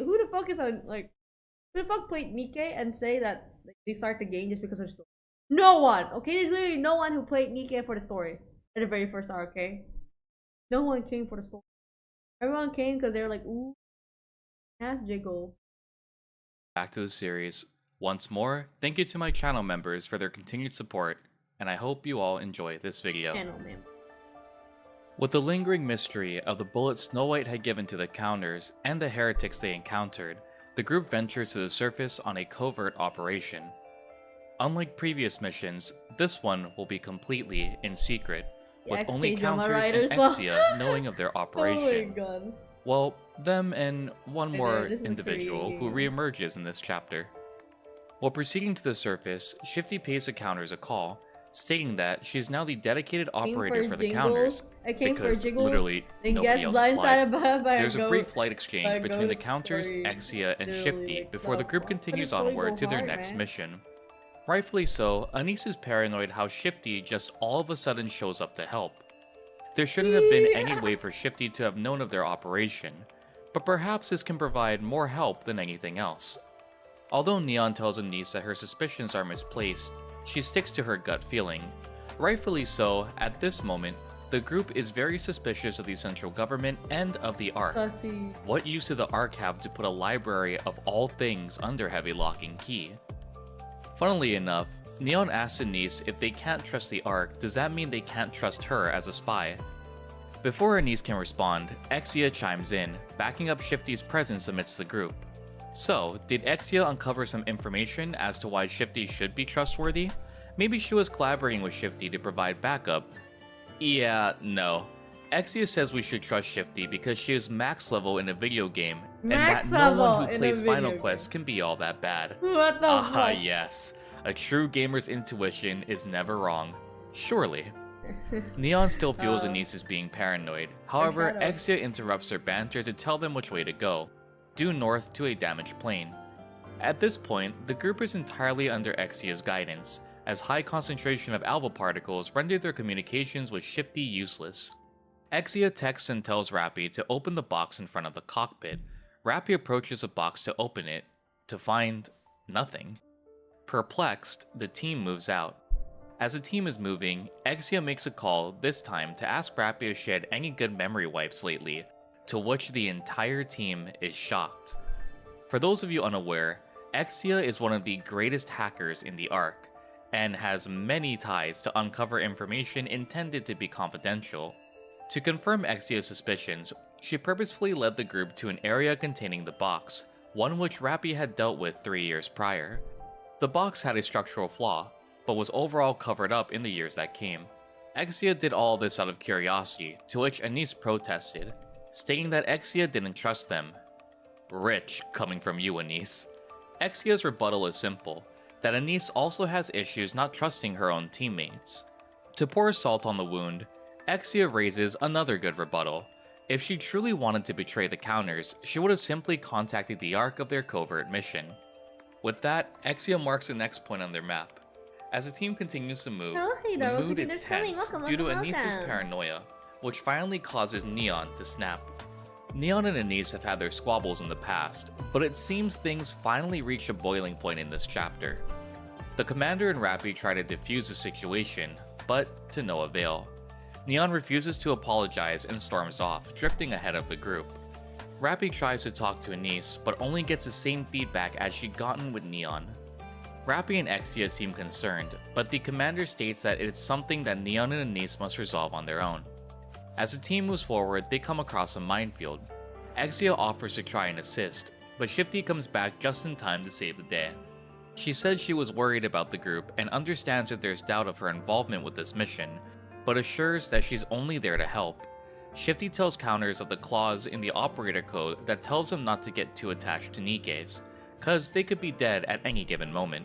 However, Shifty can't do that. She wants the counters to all come back alive, so she's more than willing to help them out. This technically violates direct orders from the central government, Shifty considering the counters as her friends. With this, she hopes to dispel any ill will towards her. However, even still, Anise is still not ready to trust Shifty completely.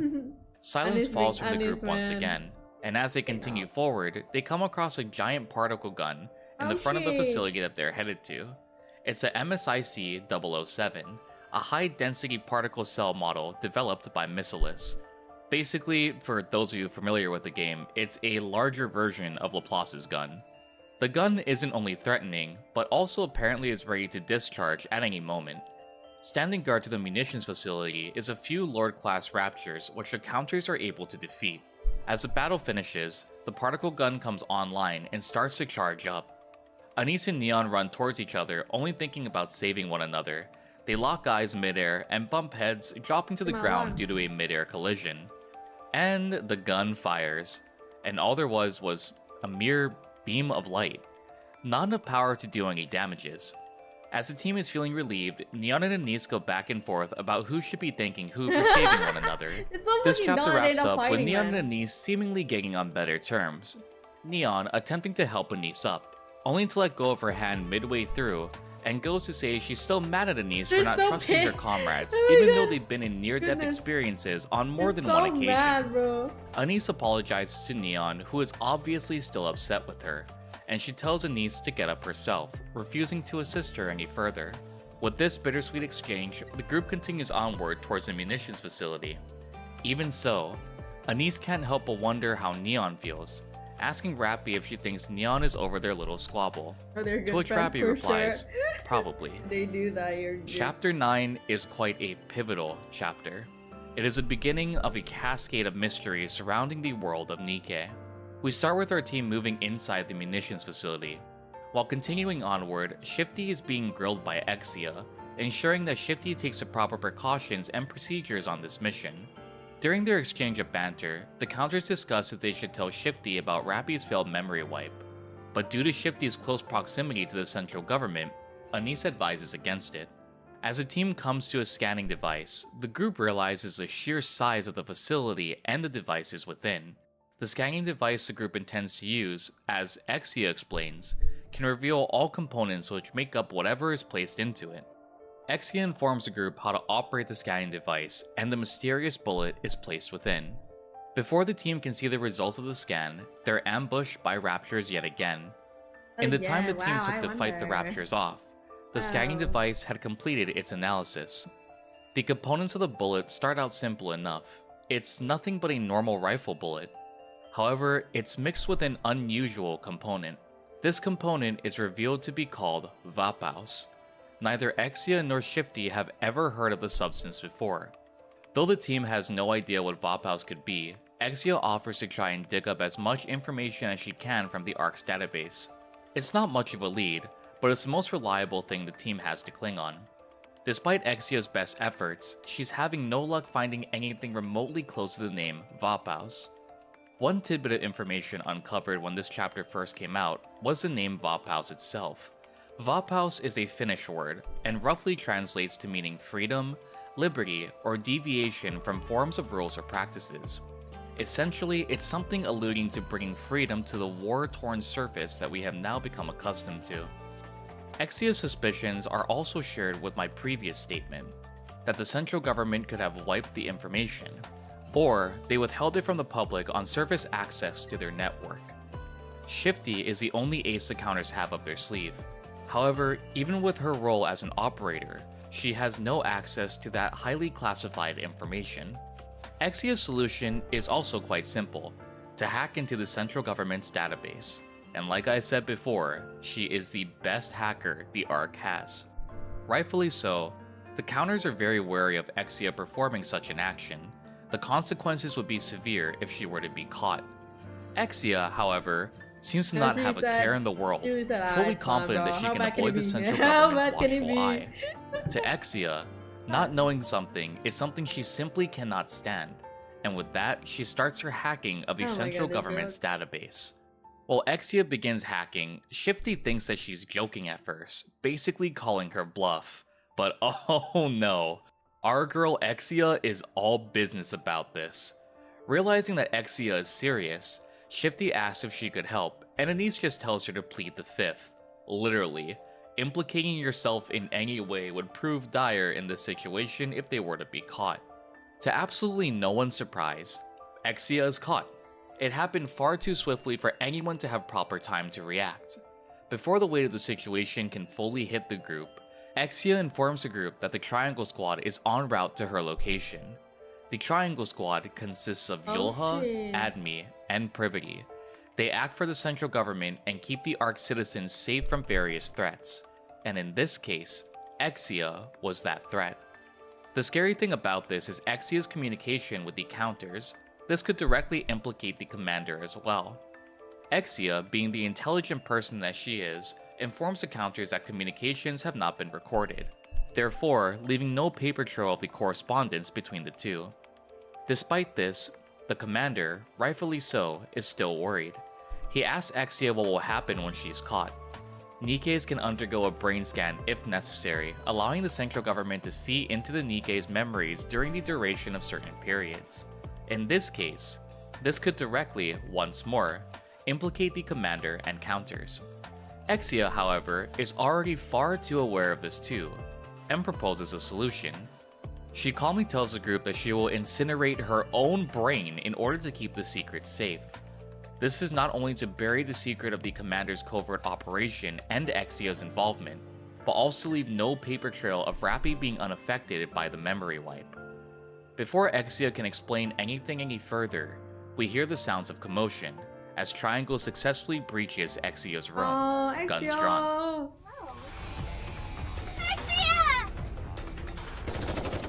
Once the sound of gunfire subsides, the only thing the group sees is a red splattered screen. The group is distraught and panicked, but it's not over yet. The video communications were still open between Eckia and the counters, and Triangle is suspicious as to who's. I dropped to say hello and like end up hearing girls getting caught, and are we playing Yabai Type? No! She got caught and she got killed! She got murdered, bro. Like, on the other end.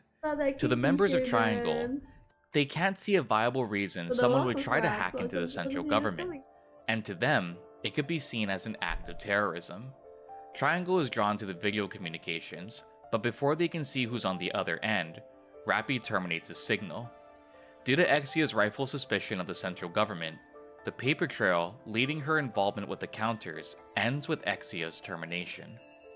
Trying to process what just happened, the team tries to be hopeful of Eckia's survival, but I think deep down, they know that she's already dead.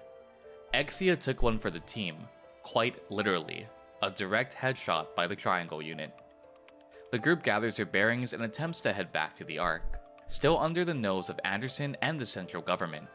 Upon their journey back, the group happens upon a small minefield, one that Shifty fails to warn them about prior.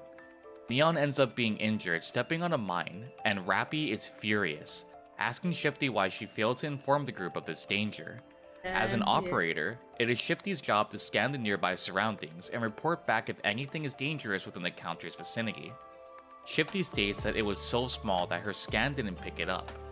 As is counters little. continue en route to the Ark, they encounter raptures over and over again. This would be normal. However, in past scenarios, Shifty led the group on routes to avoid as much rapture contact as possible. Something isn't right. Surely Shifty isn't doing this purposefully, is she? Rappy grows suspicious and asks Shifty who she really is.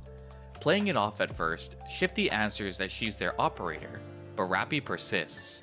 There's no way the real Shifty would make these many errors and guide the group into danger repeatedly over and over again. Rappy presses the question once more, and the jig is finally up. It turns out the Shifty the group had been with this whole time was actually Syuen. Syuen is impressed she was found out, like she thinks we're that stupid and it wasn't that obvious. Also, yes, that's where all the memes of Syuen dressed up as Shifty come from. Some more tasteless than others. Syuen says that since Rappy gave her broken ribs, she's been planning and hatching her revenge. The real Shifty has been at a training camp for the last month, and remember how Eckia was found out so quickly by Triangle? Kinda suspicious, right? Well, you'd be right, dear viewer. It was this bitch that sold out Eckia for hacking the central government. Can someone put a bullet between her eyes? Bitch. I haven't had this vehement hatred for a character in a very long time. Syuen said that she had to get rid of Eckia due to it being a matter of time before she was found out. Now, remember folks, to Syuen, Nikkes are nothing but hunks of metal that are easily disposed of, totally not possessing any type of human emotions. Syuen isn't the sharpest tool in the shed though. Shocking, I know. Even for a CEO, impersonating a central government employee is no light offense. When confronted with this reality, Syuen reverts to acting her size and sounds off a fucking alarm to attract more raptures to their location. Yes, she summoned raptures to the counter's location. Annoying, bro. Hey, so if any of you are hateable. Syuen fans, and I'm not talking to you edgy meme lords who say that you are one, I mean genuine Syuen fans, there's a door. Kindly get the fuck out. The counters are able to eventually fend off the raptures, and Syuen tries to make a proposal to come and work for her. Oh wait, she's serious. The commander turns down the brat's offer, and they head back to the Ark. The commander is questioned heavily about his involvement and Counter's involvement with Eckia and the mysterious comm link that Triangle had seen when they infiltrated. Playing dumb, eventually Triangle leaves, and following this, the commander meets with Anderson. Anderson, just like Triangle, alludes to the group involvement with Eckia, to which the group once more denies. He informs them that Eckia had been executed on the spot, but also that her brain had been incinerated, which proved to be highly suspicious. Despite the group's refusal to affirm Anderson's suspicion, he knows that they're guilty. Implicating Counters further, he states that Syuen had also had unauthorized use of the central government's comm links, and that she had banned the word Vap House from being searched in any of the central government's networks. As their meeting wraps up, Anderson states that if they uncover anything else, to come and let him know. After meeting with Anderson, the group deliberates on Eckia truly being dead or not. The conclusion is pretty grim. Even if Eckia somehow survived, the punishment most likely would be something severe. The group is also furious at Syuen, rightfully so, and Anise and I have a common agreement here, to storm into Misla's headquarters and have a little chat with Syuen. Eventually, the group comes across Eckia's squadmate, Novel. She informs the group that she has a message for them from Eckia and says that they need to move to a more secure location. Going to the outpost, Novel reveals an encrypted message to them sent by Eckia. The message reads, "Vap House brings an end to a Nikke's immortality." Puzzled, Novel tells Counter she is gonna go and ask Eckia about it face to face. But there's just one issue. Eckia is dead, right? Following Novel to the data center, they are greeted by none other than Eckia. Oh, who Eckia is alive. However, her memories are erased. That's nice, though. She doesn't remember sending Novel that message whatsoever. Intending to try and jog her memory, Eckia attempts to search the term Vap House, only to find it's been blocked. The message was sent to Novel 6 hours ago, and after a short period of deliberation, Eckia seems to finally recall something. She goes back over the events that happened in the last 6 hours leading to her death, saying that the reason for her destroying her brain was because she found something important. Anise inquires about how Eckia is still here if she were killed, and Eckia replies, explaining that she left behind a code in the nanomachines in her brain. The official name for the nanomachines that are within a NIKKE's brain are classified as NIMF, neuro-implanted machines for the protection of humans. NIMF is implanted into a NIKKE's brain and allows the information to be erased and written. Eckia compares it to a backup storage or an enabling autosave. Anise points out that Eckia's brain was splattered, so how exactly did she survive? It is revealed that Protocol Squad have safeguards in their brains to prevent corruption or brain scans from other entities. And playing through this chapter as a veteran player of the game, I had completely forgotten about this. This is huge. Eckia and Novel are immune to corruption. This could probably be useful in the future. Eckia said that when she bit the bullet, her safeguard was the only thing that ejected, leaving her actual brain intact. Although this is great news, there's still the looming punishment of hacking into the central government in the first place. Eckia, however, also dispels any worry regarding this too. It's a benefit of being in the Protocol Squad, seeing how they manage all the data within the Ark and support Enoch, so should be good. Even so, there's one more factor, Eckia's brain incineration. Again, there's a stipulation for this too. The brain had to burn for 1 minute in total, which Eckia's didn't, so permanent damage wasn't sustained. However, the implication with counters and Eckia colluding in this covert operation was eradicated completely. Even though Eckia's memory was wiped, she's still Eckia. It's about the interpretation of how you view a memory wipe, which Rappy and Eckia have differing opinions on. Eventually, they hop back on the topic of Vap House and Nymph. Basically, if a NIKKE were to be exposed to Vap House, it will eradicate Nymph, meaning memory wipes and scans would prove to be obsolete. And would you look at that, we just so happen to know of one NIKKE that wasn't affected by a memory wipe, Rappy. When asking Rappy, she's not sure herself when she was even exposed to this foreign substance. The group also theorizes the possibility of Vap House working on heretics, to which they're unsure of. However, Novel does inform the group that there's 2 squads they could ask regarding the heretics themselves. These 2 squads being Absolute and Matisse, Elysian and Missless's strongest squads. This was their only time that they ever worked together, marking a historical conflict with the heretics to which humanity won. Knowing this information is one thing, however trying to get in touch was another entirely. Despite this seemingly insurmountable hurdle, Rappy suggests the group use their connections that they've established with Anderson and Ingrid for assistance. With nothing else to lose, the counters make their way to Ingrid and Anderson. Meeting with the pair, the commander requests that both be their backup, wanting an equal exchange. The commander is asked what they'll get in return, to which he simply replies, information. Despite Ingrid's denial of anything being useful, the term Vap House is enough to seal her suspicions. To further this alliance, the 2 are informed of Rappy's failed memory wipe, which instantly grips both Anderson and Ingrid's attention. Once more, they think it's all a bluff, to which Rappy reinstates that her memory remained intact. As a further reinforcement to her claim, Rappy offers her body and brain to be studied if they provide support. Seeing this deal, Ingrid accepts, agreeing to let the counters and the commander meet with the Absolute Squad in a very unique way. She initiates a joint operation, as well as gives the group access to where the battle with the heretic took place, an area that had been made off-limits to the public. With this, Ingrid urges the group to leave immediately, sending them to the site where the battle took place, a place labeled as Area H. Area H. This chapter starts off with an awkward air filling a silent room. Elysian's strongest squad and the counters are en route to their joint operation. Eunhwa, to no one's surprise, is not pleased with having to babysit a third-rate squad like counters, and eventually begins to engage in a verbal back and forth with Anise and Neon. Vesti, the seemingly shy and quiet member of Absolute, finds this entertaining, to which Eunhwa scolds her for. It is revealed that Rappy is far too familiar with these 3, and Emma decides to see if the rumors are true about their memory wipe. Emma inquires about where the 2 first met, the 2 being Rappy and herself. Rappy seems embarrassed, stating that they first met in the showers. Emma then asks what was the first thing that she said to Rappy, to which she couldn't reply, stating that she couldn't say it in a public setting like this. Hello everyone, my name is Holographic, and for research purposes, I would love this scene visualized. Any talented artists amidst my viewer base? Huh? Anyone? Feel free to tag me on Twitter so I can research this scene for lore purposes. Anyway, this confirms to Emma that the memory wipe was true, eradicating any shadow of a doubt that she may have had previously. Vesti is happy that Rappy didn't forget them. As the team moves out, Shifty goes over their goal of their joint operation, to collect heretic fragments. Anise asks Enhua about the conflict with the heretics, intending to gather information useful to the counters later.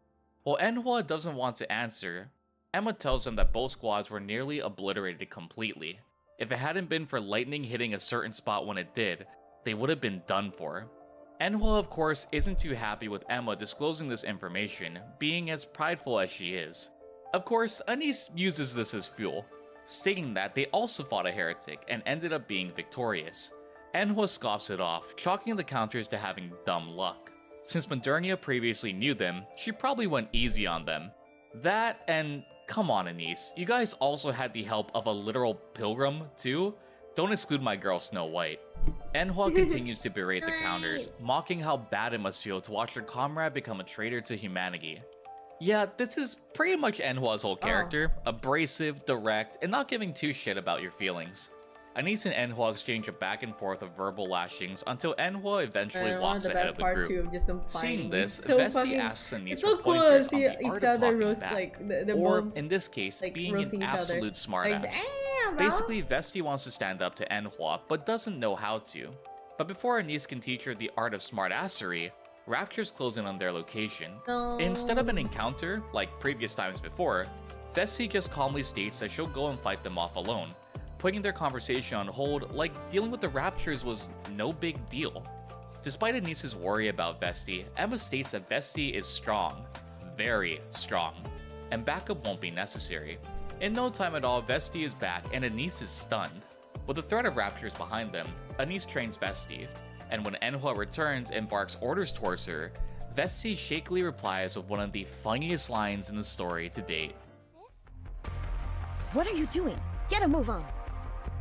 Well, why don't you join the itty bitty titty committee? So cute. If you have time to run your mouth, then you've got time to move. Huh? The reaction. Oh, okay. Sorry. Even though Enhua seems unfazed, that is a I definite win in sorry my there. book. As the group goes onward, leaving only Emma and Enhua asks Emma, what does she think? Emma mistakenly misinterprets this as Enhua asking about the combat prowess of the counters. Well, in reality, she was actually affected by the comment and was inquiring about her bust size. Emma states that she can't know for certain unless she feels them. And once more, artists, research, my friends. Research. For research. Later on, the group secures a campsite, and while Neon and Anise set out to prepare their perimeter, Rappy is left with the members of Absolute. The silence is long between them, with Emma eventually breaking it by asking Rappy if she ever thought about coming back to Absolute. Before Rappy can reply, Enhua chimes in, saying that she'd never allow Rappy to come back and that the team is better off without her. Despite Enhua's brash exterior, Vesti says that Enhua probably misses Rappy the most. Vesti continues, reminiscing on how Enhua and Rappy used to work so well together and how good the team meshed. Enhua asks Rappy why she left Absolute, and Rappy proceeds to explain. Why did you do it? Tell me, why did you just leave us? Yeah. Don't you have anything to say? Happen, man. Say something. Her forehead would be as big as her pride. Do you remember the mission where the 5 Tyrant-class aircraft appeared near the Ark? Yes, I remember. That was a tough mission. If it hadn't been for you two, we'd have been in big trouble. I killed a human on that mission. Ding, ding, ding. Huh? It was a grenade. Accidents happen all the time during missions.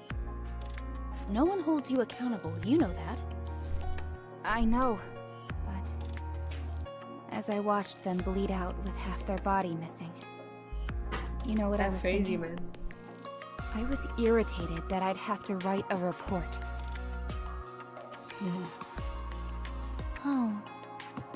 I was damaged. My head, my heart. I was made to protect the humans, and yet I was treating one of their deaths as an annoyance. I was disturbed by that. That's why I decided to quit. I didn't know who I was. I wasn't a human. Nor could I say I was a Nikke. I didn't know who or what I was. So is that why you deserted us? Did you ever think about our feelings? You felt bad, so you just up and left. Not a single word, not an ounce of regret. I found out you left by reading it off a piece of paper.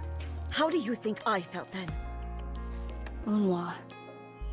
What were we to you? Answer me. What were we to you? You were my friends.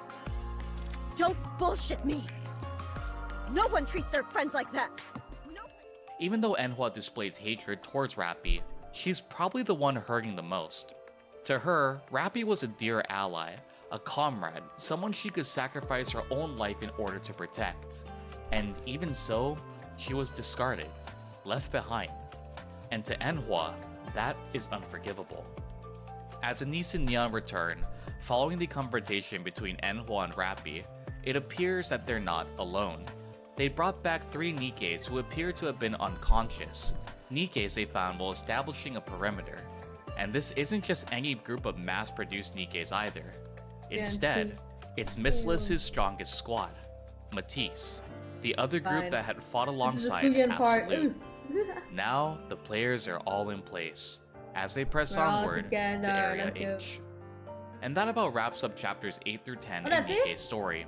Honestly, these chapters really start to unravel. Damn, well that was fast. Next. Chapter 11 and 12. Oh my god, advertisement.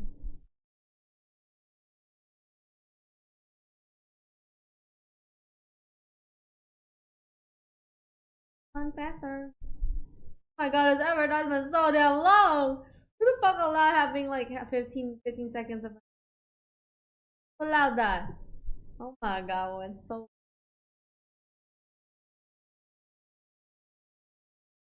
this series, and without further delay, let's get right into it. With the sudden discovery of Matisse's members, the group tries to find a way to bring the trio back online. Luckily, Maxwell, one of Matisse's members, has extra battery packs on them, which aided in the recovery of the group.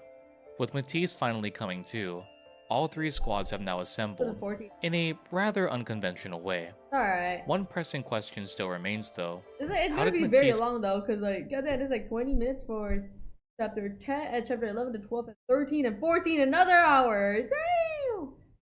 End up deserted on the surface without any ounce of energy left. Well, it just so happens that they came from a previous mission directly to their current one, which was to silently keep tabs on Absolute's whereabouts. Ironically enough, Syuen's selfish nature helps the group out here.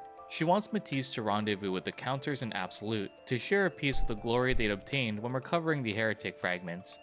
Just like before, the tension is high in the air, and it's fairly obvious that none of the teams trust each other, which really should come to no surprise. Missless always seems to be up to no good, and tensions were already high between Counters and Absolute. Eventually, after a short period of inner back and forth, the group comes to a bridge, and although it can hold a Nikke's weight, there is still tension as to who crosses first.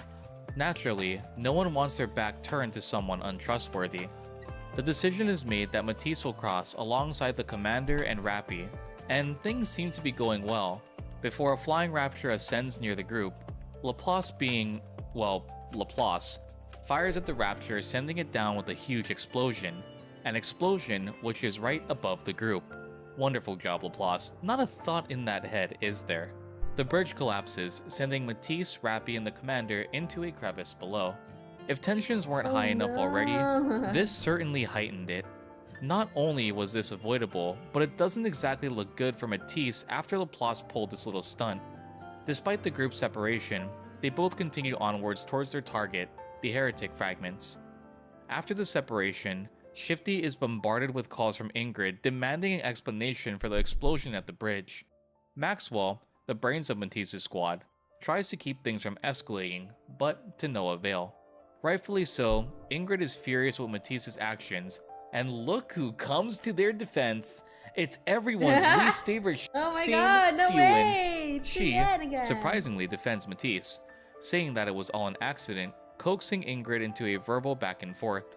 Surprisingly to the commander, this is the first time Syuen has shown any actual care for her Nikkes. Maxwell, however, is the first one to shoot down this notion. To Syuen, Matisse is nothing more than high-tech toys, one specifically made to show off and bolster Missilis, and in turn, Syuen's reputation. We can't forget this is the commander with the group too, and whenever he's on a mission, some form of bullshit always ensues. Yeah, we're always going through shit, bro. Look at that. As like, Matisse closes in on their target location, they notice the raptors in the area have increased by a staggering 321%. How fun! This poor man can never catch a break. The one interesting thing to note here is the fact that all the incoming raptures are also after the heretic fragments. It's practically a race, and Matisse alongside Rappy and the commander must prepare for an all-out assault moving onward. Oh, right. For some reason, Laplace isn't too fond of how close Rappy and the commander are. She goes on a diatribe about how the commander should treat Rappy as a weapon and less as a comrade. And just for you, dear viewer, I'll spare you from listening to that. Laplace has monologues that she goes on quite regularly, so I'll just cut all that out. She just kept Maxwell pulls talking Laplace and away from Rappy and the commander, talking. and Drake tries, and fails, to soften the blow with some laughter. You tried. Thank you, Drake. Eventually, Matisse and the group reach their destination. Setting off a signal flare, Rappy intends to inform Absolute of their location. The flare is immediately shot down by Enhua, indicating the message had been received. Looking around the area uncovers another odd fact. This place is different than what was reported, and Shifty confirms that the coordinates are correct, which leads to only one conclusion. The terrain they're currently in is artificially made, or rather, in this case, rapture-made. Without warning, tentacles spring up from the ground, piercing all of Matisse and Rappy. Laplace attempts to fight back, slashing the tentacles to pieces. Though their injuries are minor from the attack, they're not out of the woods quite yet.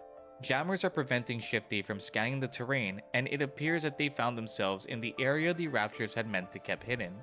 One ambush after another, the group is quickly surrounded by 100 air and ground type raptors. If only Cinnamon Roll Snow White were here. 100 raptors? Pfft. That's light work for best girl.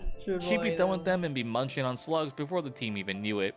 With the group eventually fending off the raptors, something seems off with Laplace. The area she'd been stabbed is causing her to become numb. Again, this group gets no chance to rest, and as they're recovering, the ground beneath them begins to collapse, the artificial landscape crumbling around them. As they begin to fall, Rappy reaches out, grabbing hold of the commander as they all brace for impact. Following the collapse of the terrain, Matisse, Rappy, and the commander find themselves in a giant underground facility. Puzzled, the group scouts the area, befuddled as to how the raptors could have constructed such a massive place. Shifty is unable to properly survey this area due to jammers being present in the makeshift facility, but Maxwell reassures Rappy and the commander that they'll be fine thanks to Drake's unique ability. Drake's body is able to sense radio waves. Though not as proficient as Shifty, it still works most of the time. Each member of Matisse possesses a unique ability, and when together, they make a very self-sufficient unit. Directing the group, Drake takes them towards a location where they can dispose of jammers, allowing Shifty to properly survey the area. Once the jammers are destroyed, Shifty conducts a scan. Immediately, something is picked up and the group is ready to engage, only to find Absolute, Neon, and Anise. Though tensions are still high after Laplace's little bridge stunt, they're happy to be reunited.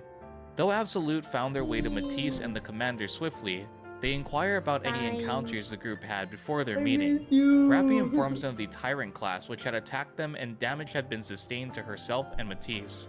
Or, as Laplace puts it, it's just a mere scratch.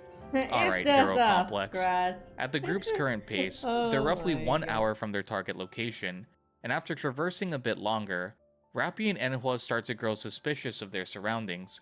Although Shifty can't detect any form of anomalies, it's evident that the group has been going in circles. The facility itself is shifting around them, which should be impossible. However, However, with this facility under full Rapture control, it's not entirely out of the realm of possibility. It's a trap, one laid out by the Raptures to eventually eradicate all the squads present. Naturally, everyone is on edge. Laplace being, well, Laplace, tries to offset the mood with some heroic words of encouragement.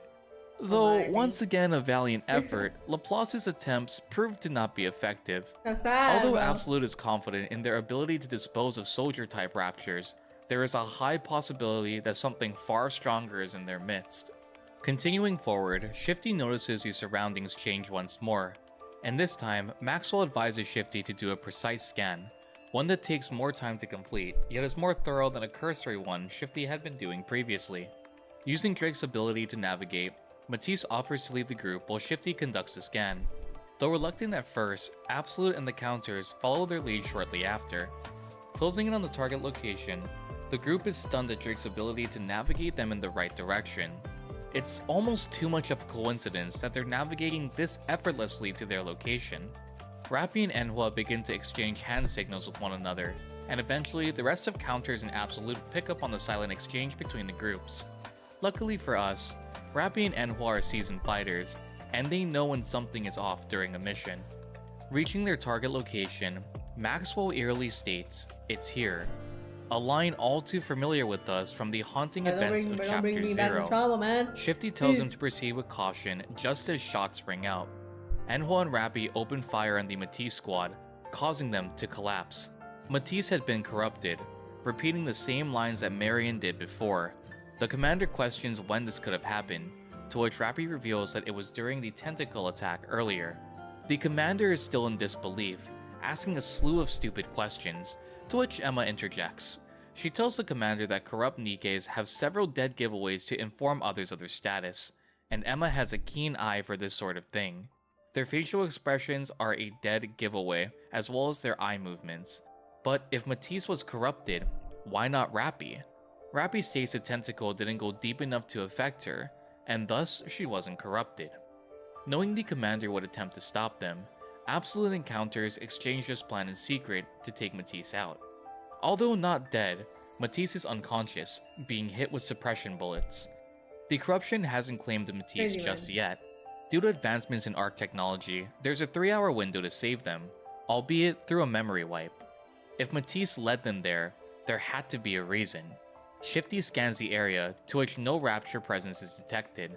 However, they are fairly close to the heretic fragment. Something is amiss here, and Shifty's hunch proves to be right. Using the commander's combi-link system, Shifty finds the energy readings are off the chart. Raptures hadn't surrounded them. They weren't coming from above or below. Instead, the entire room is a Rapture itself. The group was literally led into the belly of the beast. Worried to not end up like Matisse, once tentacles burst from the ground, the group does their best to avoid it, eventually defeating the room-type Rapture and securing the heretic fragment. They set out, seeking an extraction point to get Matisse back to safety. Stumbling across a base and awaiting retrieval, Shifty does another scan of their location. Neon, in the meantime, sees boxes scattered about near the base, and sensing no energy from the boxes, Shifty tells Neon it should be fine to open, a choice that Neon would soon regret instantly. Upon opening the box, a horrifying sight is revealed.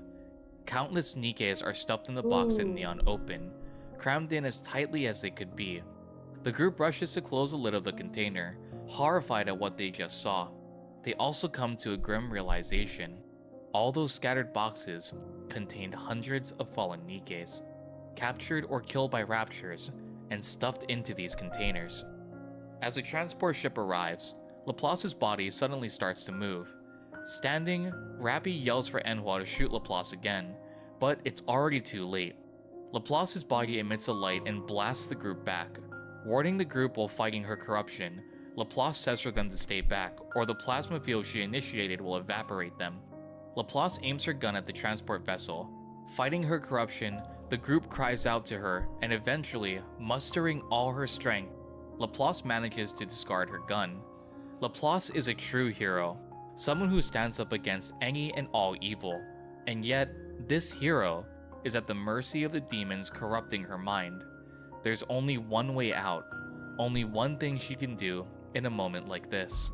Pulling out her termination pistol, Laplace begins to cry, realizing that the only way to save herself, her squad mates, and everyone else is to self-terminate. Why is it always like this, man? Goodness. Sorry! Forgive me! Laplace! Champion! Take care of the rest! Stop.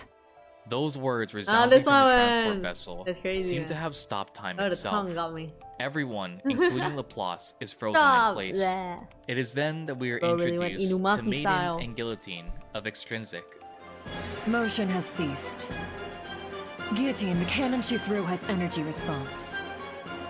It may explode. Shut it off. You leave me with no choice. It didn't have to be this way. I will now break the seal of the Demon King which slumbers within me. Run wild, one-winged demon! Shine! What a fucking Ancient video, bro. owl! Ancient owl! Very little is known about this squad, It even has and the even eye patch fewer have going seen too. them out in action. Goddamn, bestie. The two move quickly to dispel the energy that was in Laplace's weapon and get the situation under control. Maiden utters a single word, begin, and time starts back up. Rappy comes out of the daze first, and Shifty tells her to shoot the suppression bullet now, to which Rappy does, making Laplace crumble back to the ground. Shifty gives an all clear and reinforcements are on their way. With this, the joint operation ends, with Matisse on death's door and the heretic fragment successfully retrieved. Fairy tale like Regrouping now we with got Anderson RPG and Ingrid, tuning. it is revealed that the heretic Hell fragment will yeah, be studied to reveal its dude. components. Matisse had also been put in a cold sleep, and due to Syuen's opposition, have not been confirmed to undergo a memory wipe. It's also peculiar to Anderson that Rappy wasn't affected in the same way. There's a reason why Rappy was a poster child of this game, and there's something special about her that Anderson can't quite put his finger on. Ingrid states that she'll do a simple brain scan on Rappy to see if Nymph is still present. Even after this mission, nothing more has come up regarding Vap House, and only the small information counters had gotten from Eckia is all they have to go off. The commander also requests Anderson and Ingrid to look into the strange facility they discovered on the surface and the countless dead Nikkes they'd found stuffed into boxes. Anderson has a hunch, but wants to see the results of the heretic fragment before coming to any solid conclusion. In the meantime, he advises the group to head back to the outpost, to which Ingrid accompanies them. And look who's at the fucking outpost, it's this piece of shit! Who else? Can I go one fucking chapter without seeing your Go face? for real. I'm really starting to realize where my hatred for Syuen comes from. I wonder She's how so long I'd be annoying. put in the rehabilitation center if Yeah, I had give her a Rappy break. bust her ribs a second time. The brat is there with a newly mind-wiped Mihara and a very depressed Uni. However, she isn't there to gloat, but instead ask for something from the Begging. group. This Syuen is there the to best ask for the shit Vap ever, House bro. bullet that the commander had in his possession, it could ever saying happen. she's willing to She's just pay begging any it. price for it. Syuen is doing this for Matisse, believing that the eradication of their nymph could save them from corruption. Ingrid lashes out at Syuen, blaming her for the nearly failed joint operation and the current state that Matisse is in. Not getting her way, Syuen goes for another low blow, saying that Matisse are her children and they're important to her. But by now, dear viewer, you should be able to smell the bullshit. Seeing as this even didn't work, Syuen orders Mihara to swap senses with the commander and literally commit suicide by smashing her head to pieces. Holy crap, can someone just fucking kill her already? She literally didn't get her real. way I and hope she gets resulted eaten by to a raptor or murdering something. people as her temper tantrum. God. Holy shit, Who allowed you her to need think? Who allowed her therapy. to be this enough? Of course, And- poor Mihara has no choice but to comply, Poor Mihara. forcing Ingrid to step in. Even she's done with Syuen's bullshit. Ingrid refuses to let Syuen do any more harm and refuses to back down. The commander, being the righteous dumbass that he is, assures that he'll do whatever he can to save Matisse. Honestly, dude, I get it.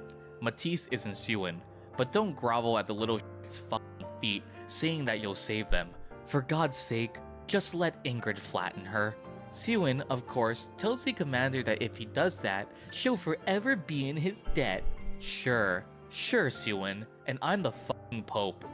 Oh, wait, There's a Syuen that we all know. She furthers this statement by saying if he doesn't help, that he's dead. And with that, the brat storms off. Wow, I wonder. With a farewell from Mihara, Syuen leaves in a huff, and the scene changes to the Elijah lab. I trust and believe that they will be seeing character development. Goddamn, she But can goddamn. study me too. Yeah, dude, for real. That's my first reaction when I saw her. I was like, holy shit.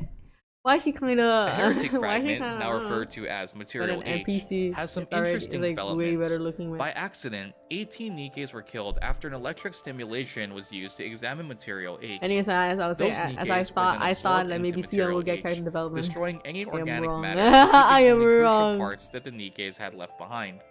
Following this, it gained only a small amount Damn, of though, weight. the outfit for the Based on MC the is so weight good. change, they're able What? to determine that Material What? H had absorbed roughly 450 Nikkes.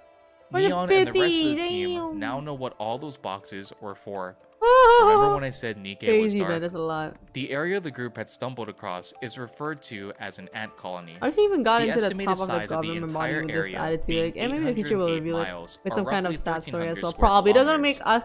This included They're probably gonna be like, oh yeah, she has a sad story. Now you sad backstory. Now you gotta you know understand why she became an asshole, bro. Just because she has a sad story doesn't mean she can be an asshole about it. Oh my god, a fucking brat. The area which the group encountered the tentacles, being Material H, was the center of the ant colony. The way Nikkes are lured in is also truly disturbing. The routes would induce fear, panic, and possibly cause corruption to unprepared Nikkes who stumble across it. Luckily for the group, they were accompanied by the Ark's literal strongest. Those unsuspecting Nikkes would die and be stuffed into boxes, eventually being fed to Material H. 200 Nikkes that went MIA were identified to be the ones that were in the boxes as well, meaning a grim and untimely I would death. say, like, Hauntingly, I'm Mana like refers to Syuen's the ant number one colonies as a hater. Okay, not miniature probably Ark. number one, The but I am her construction hater. eerily similar To to the the day Ark I itself. die, I will forever It's hate also Syuen. revealed that Okay, proper recon fuck can't be Syuen. done on Syuen the ant can't colony make me due to like the her. heretic Modernia Never. being in the area, causing all nearby units to retreat. This of course catches the attention of Counters and the commander. We then shift to a room containing the three CEOs, the commander and Anderson, all seemingly preparing for an all-out war. This operation has two outcomes. First, the destruction of the underground facility as a whole, I probably and think two, I'm allergic if to Syuen. possible, Like, oh my god, of it's capturing Syuen. the heretic Modernia. Ew. Due to the severity and difficulty of this operation, it is advised that Goodness. only the strongest and most seasoned Nikke squads be deployed. Go! Naturally, We're Ingrid selects cool, we're Absolute good. for this operation. Mustang selects character. Cafe Sweetie, while Syuen requests to sit this one out due to Matisse being in a cold sleep. Anderson continues with the mission brief and states what they are aiming for with each phase. Phase 1 is to detonate the explosives that will be planted on the walls of the facility, causing it to Damn. collapse on itself. Okay. This will make Modernia come up to the surface from underground, Yeah, and get this is where out, get Phase out. 2 will be initiated. Phase 2 is to defeat all the Raptures, clearing a path for counters to Modernia. And finally, Phase 3, defeating and capturing Modernia. Modernia is the top We're priority, taking you and home. Anderson, against Syuen's wishes, wants to see if the counters can change the outcome of the battle. If they can save Modernia, this will be the ideal outcome, capturing her and bringing her back alive. However, the moment the commander cannot reason with her, Anderson states that they'll resort to their final failsafe, shooting Modernia with the Vap House bullet. But even Anderson doesn't know what will happen if the commander uses it. Anderson states that he hopes for a happy ending above all else, and wishes the group good luck. The meeting concludes with Anderson telling the commander that the operation will start tomorrow morning at 0500, and to get This some art rest. is so hot though. That night, prior Yeah, to I the would simp for operation, the Commander commander too, is man. visited by none other than Snow White. She gives the commander a heads up that he might see her during tomorrow's operation. She also tells him to leave Chatterbox to her. With that, she tells the commander to get some sleep and leaves as swiftly as she came. Concluding chapter 12, I want to stress that this is the biggest operation the Ark has ever conducted ever since the first Rapture invasion. Only the storming of the space elevator can even come close to an operation of this caliber. Everyone has come together, and we're finally reaching the first climax of the story overall. With not only the strongest Nikkes in the Ark, but also Snow White as backup, humanity will launch its first all-out assault against the heretics, marking the first step towards reclaiming the surface. And that wraps up chapter 11 and 12 of NIKKE's story. Honestly, chapter 13 is going to hit you like a truck, and the next video will take... Alright, hopping into the next chapter, y'all. Holy crap. Holy crap, now we're gonna be 13. Advertisement again, sorry. I swear, I didn't know, guys. Fuck's sake. Why is it so loud?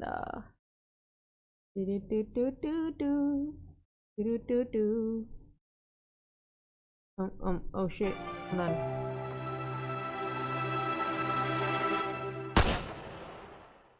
We finally come full circle. Since the sealing of the Ark, humanity has drifted further and further from their original goal. Recapturing the surface became a priority every time you got the next video. No, for real. The central government. It's and hard. Finally, after all these years, things were about to change. Not only would the commander lead the charge to one of the most historical conflicts in the Ark's history, but also would be the first to successfully capture and reclaim a heretic for humanity. Following counters, all the players have finally assembled. Absolute, Elijah's strongest squad, and one of two groups fending off the Rapture onslaught. Cafe Sweetie, Tetra's mightiest squad, assisting Absolute in fighting the Raptures. And finally, Snow White, the ace in the hole the counters have should they run into Chatterbox, so and quickly, one hell of a it's powerhouse if they ever need to get out of the chapter camp. 13 now, the man. overwhelming backup the counters have caused the team to enter this battle with high spirits, hopeful of a positive outcome. Without any further hesitation, once the group reaches their target point, the ant colony, the mission commences. Absolute and Cafe Sweetie have quite a task to complete. Not only must they infiltrate the ant colony, fending off all raptors as well as securing the explosives to the inner walls of the facility, but they must also make visual contact with Modernia, a heretic that could easily kill them at any moment. Let's go! The silence awaiting a confirmation is enough to make counters slightly wary of the outcome of this mission. Of course, everyone wants this mission to be a success. However, anything can happen in this battle. The timing for this mission has to be just right, or Modernia could catch the group by surprise, causing the mission to fall into disarray and chaos. Strangely, the Rapture seems to be at a stalemate with counters, not engaging in battle, nor advancing forward. Although the commander sees this as odd, Rappy states that both sides are conserving their firepower, waiting for the real battle to commence. Once Modernia surfaces, all hell will break loose. Surprisingly enough, Rappy is the one filled with doubt on this mission, asking what would happen if they were to fail. Anise is the one to reassure her, stating that failure is simply not an option. Suddenly, Shifty informs the counters that Absolute and Cafe Sweetie has successfully located Modernia, and shortly after, the explosives detonate within the confines of the ant colony. Things are about to get real as Shifty yells out that Modernia is resurfacing from within the facility. She isn't resurfacing alone though, but this time, she has the Ark's strongest squad right on her tail. Naturally, Absolute has a score to settle with almost being defeated by a heretic before, and this time, they're not going to let Modernia gain an upper hand. Let's go, the team! Battle rages, a fierce back and forth between Absolute and Modernia. For Absolute, Enho and Vesti want Modernia dead. However, Emma tries to plead with her to come back to humanity's side. Absolute is able to fend off Modernia and keep her busy, while Cafe Sweetie continues to fend off the incoming onslaught of Raptures. The counters receive coordinates from Shifty to Modernia's location, causing the group to make a mad dash towards her. Although Cafe Sweetie is holding the rear, counters will still encounter Raptures on their way. With this, Shifty sends an emergency broadcast to all units that counters are on the move, requesting a path to be cleared for them. Counters continue to move towards Modernia, fighting off Raptures they encounter along the way. Although all other groups seem to be in a heated battle with the Raptures, counters will soon encounter one more group who unsuspectingly makes their way to aid them in battle. A loud noise emanates throughout the area before a train appears, plowing through hordes of Raptures blocking the counter's path. Oh, what a... Oh, shit! Huh? Is that... a train? What's a train doing here all of a sudden? Who knows? Why is this going so hard? Listen. Yeehaw! Commando squad, do you read? Infinity Ray will take you where you need to go. Get on, quick! We will depart immediately after boarding. All passengers, please hurry on board. It is here that we are introduced to the AZX, a maglev train specially made to travel on the surface. Within the AZX, we meet the members of Infinity Rail, Diesel, Brid, and Solene.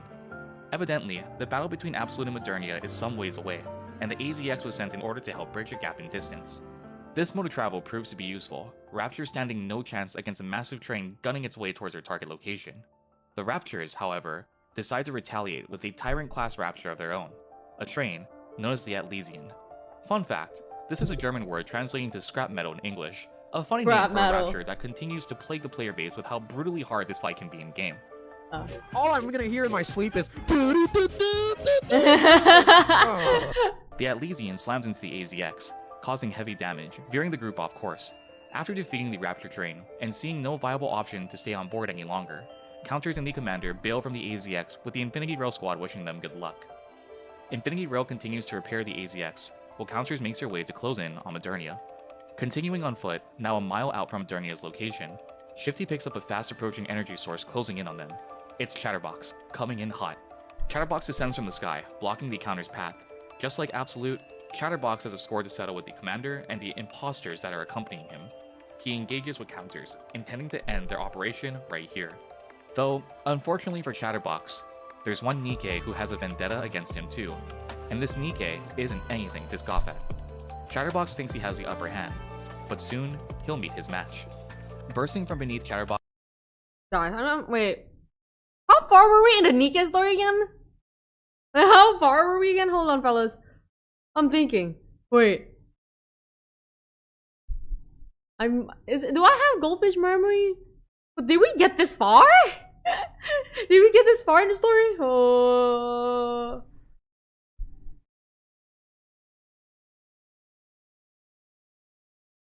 Or did I just forget about it? My. Oh my, oh my. What if I accidentally spoil myself without knowing? I don't know.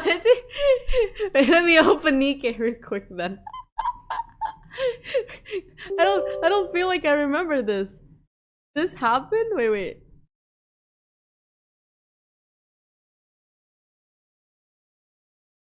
I just lose a portion of my fucking memory? Did it?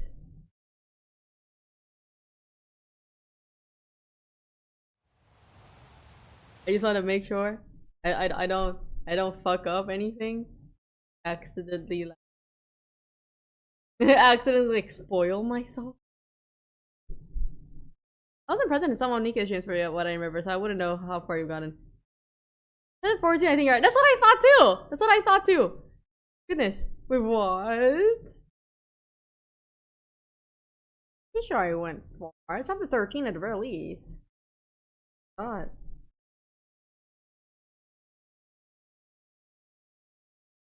Just wanna make sure real quick. God. Oh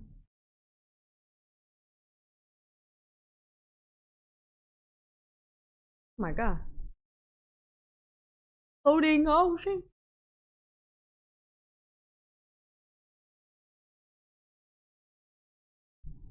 Did I not get there? Did I not get there? Hold on. Just take a little while, guys. Let's have a little free talk. How's your day, guys? How's your day, guys? Maybe last stop at a part of 14? Maybe, but this is chapter 13. I don't really remember chapter. Oh shit. Oh crap, my PC's lagging. Oh no, my PC's dying. Oh! Hello, guys, can you hear me? Okay, I'm good.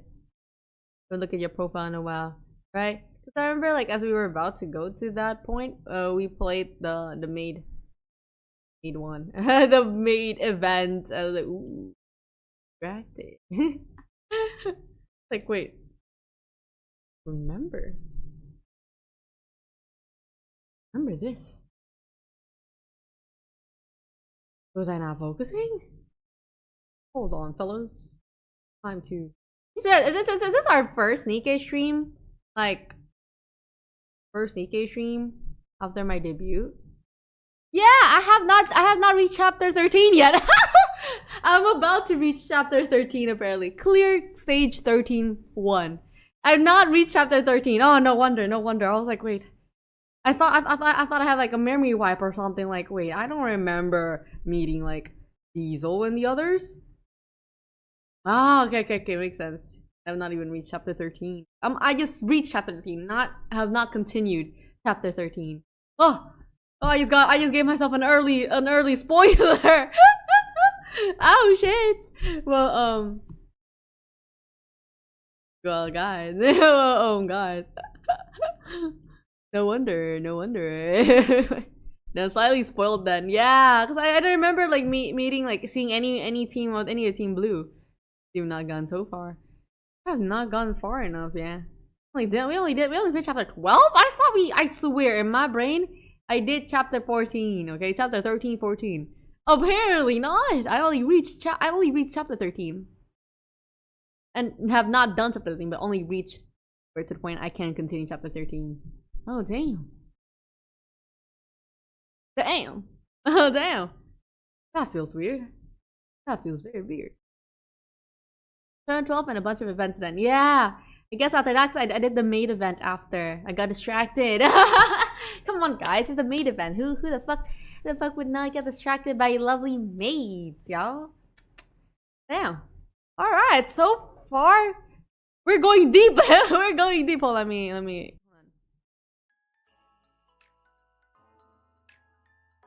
I shall not spoil myself. I will not spoil myself. I have not done the chapters at all yet. But damn, so far from like what we're having there, holy shit. Holy shit, man. Crazy already. Like we're going deep. We're getting deep into the story now. We're going deep. We don't know how it's gonna go. Also, mates never appealed too much for me. Really? I don't know. I mean, I guess I don't know. I just like it. I just like it. I like the dresses. Their dresses are so cute. And yeah, I'm not gonna say anything. I'm not gonna say anything. Never mind. A lot more happened than you thought. Too much happened. Watch me watch this video again after doing chapter 13. I'm like, hold on, did I miss anything? Okay. Lucky, stop yourself there. Yeah, no wonder, because I was literally thinking, I was like, wait, have I done this? I mean, I don't think I've read this part of the chapter. I don't think I even went this far yet. I was like, this feels a little suspicious. I don't think I've been here. I don't think I've seen a train before, right? In the scene there was a train, right? I was like, wait, I don't think we saw a train before, but maybe I forgot. But then introduced new characters, and I'm like, wait, we got introduced into a new characters since when? But like, damn, okay, maybe I missed that too. Goodness. Hi, been a while. Hi, Jada. Welcome to There's Coming. Welcome. Yeah, shit, man. I wonder how deep we'll get. How deep we'll get to the NIKKE lore, man. Cause goddamn, we really are getting here. We're really getting deep. Oh my god. And I wonder what kind of surprises we'll get in the future. Cause like we already got a bunch of surprises I thought.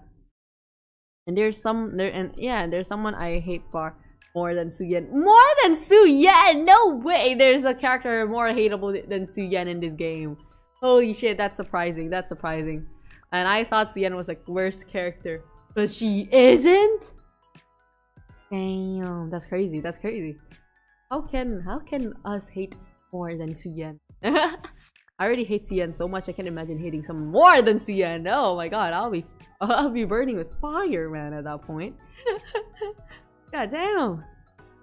Oh yeah, but yeah, it's really nice that the guy really put like so much detail into the story. Like really, there's some parts of the story I was kind of confused, and then this guy just kind of explained. I'm like, oh, so that's what really happened. Like, as deep as the NIKKE's ass, I bet, bro.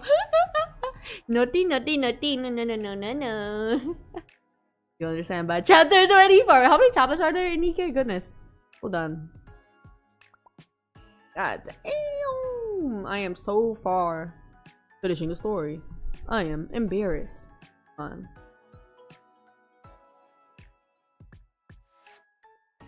Damn, there's a total 28 chapters. Yikes.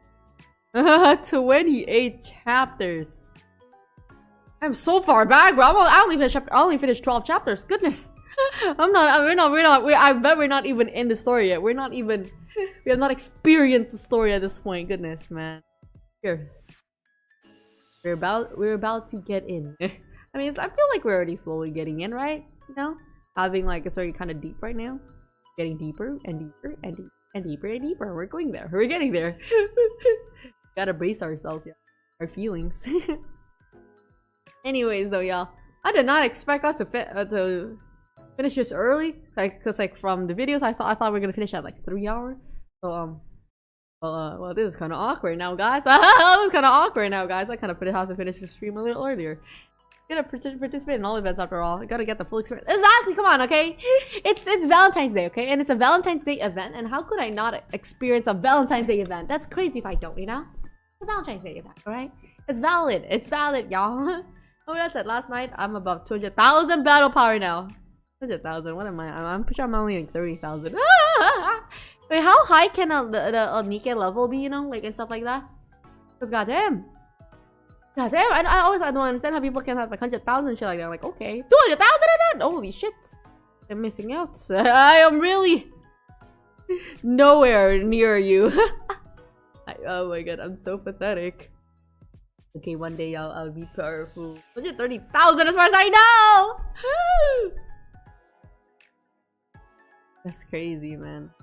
Very valid. Must get all the fan service scenes.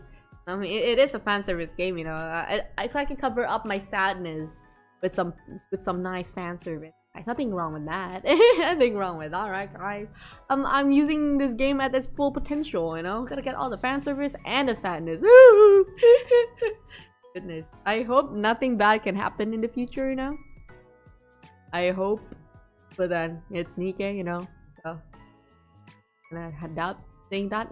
Can I doubt that? If you prefer like, how do you? I never know how to say your name. Like the new character, right? No, no. I don't know. I'm not really interested in her. Like she's not my type. She's not my type. Like yeah, she might be thick queen, you know. But like I don't know. I'm not into her hairstyle. I'm not into her hairstyle. I don't know, man. I don't know. Oh my god. The Bunny Girl event in now in recollections. Bunny Girl event with like the like Noir and Blanc, like them. Oh my, oh my! I got things to do, guys. I have a motivation now. Next stream we're gonna be we're not gonna dig into like the NIKKE, the main story NIKKE. We're gonna happy fan service. Yay! Yippee! Bunny girls. Oh my! I wonder what the story gonna be about though. It's like Bunny Girl event. Is it be like fan service, or is it gonna be like that story, you know, or something like, for example, like Overzone, you know, gonna be depressed or not? I sure hope so.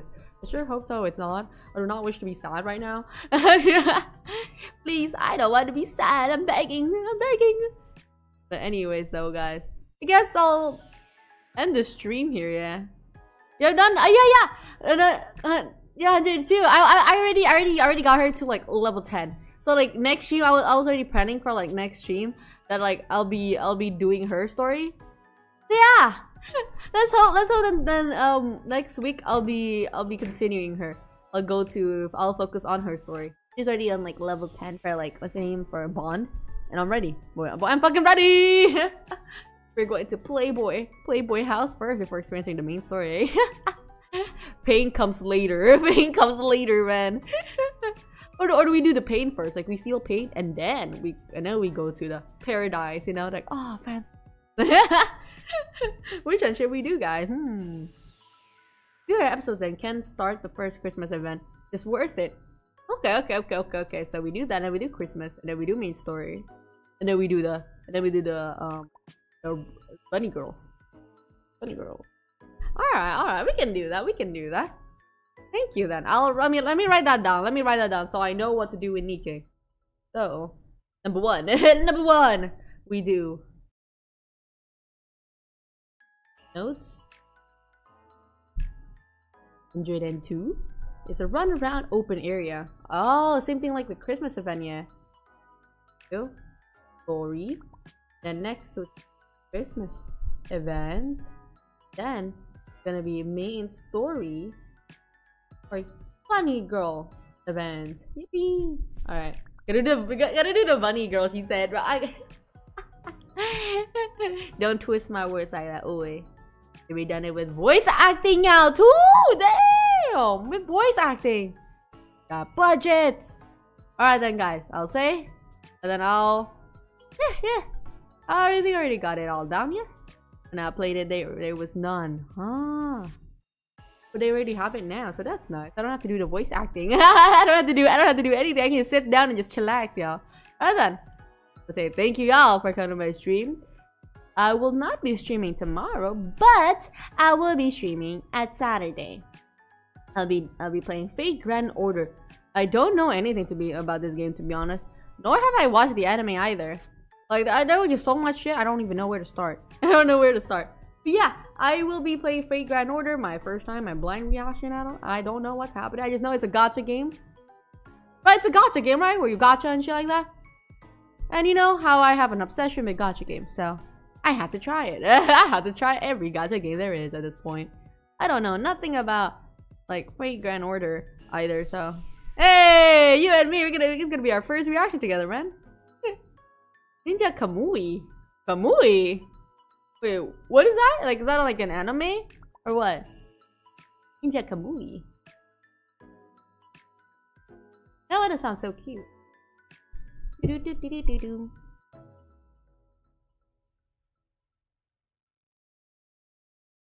It's an anime. Oh, never heard of it. Maybe I did, I just didn't know. Ninja Kamui.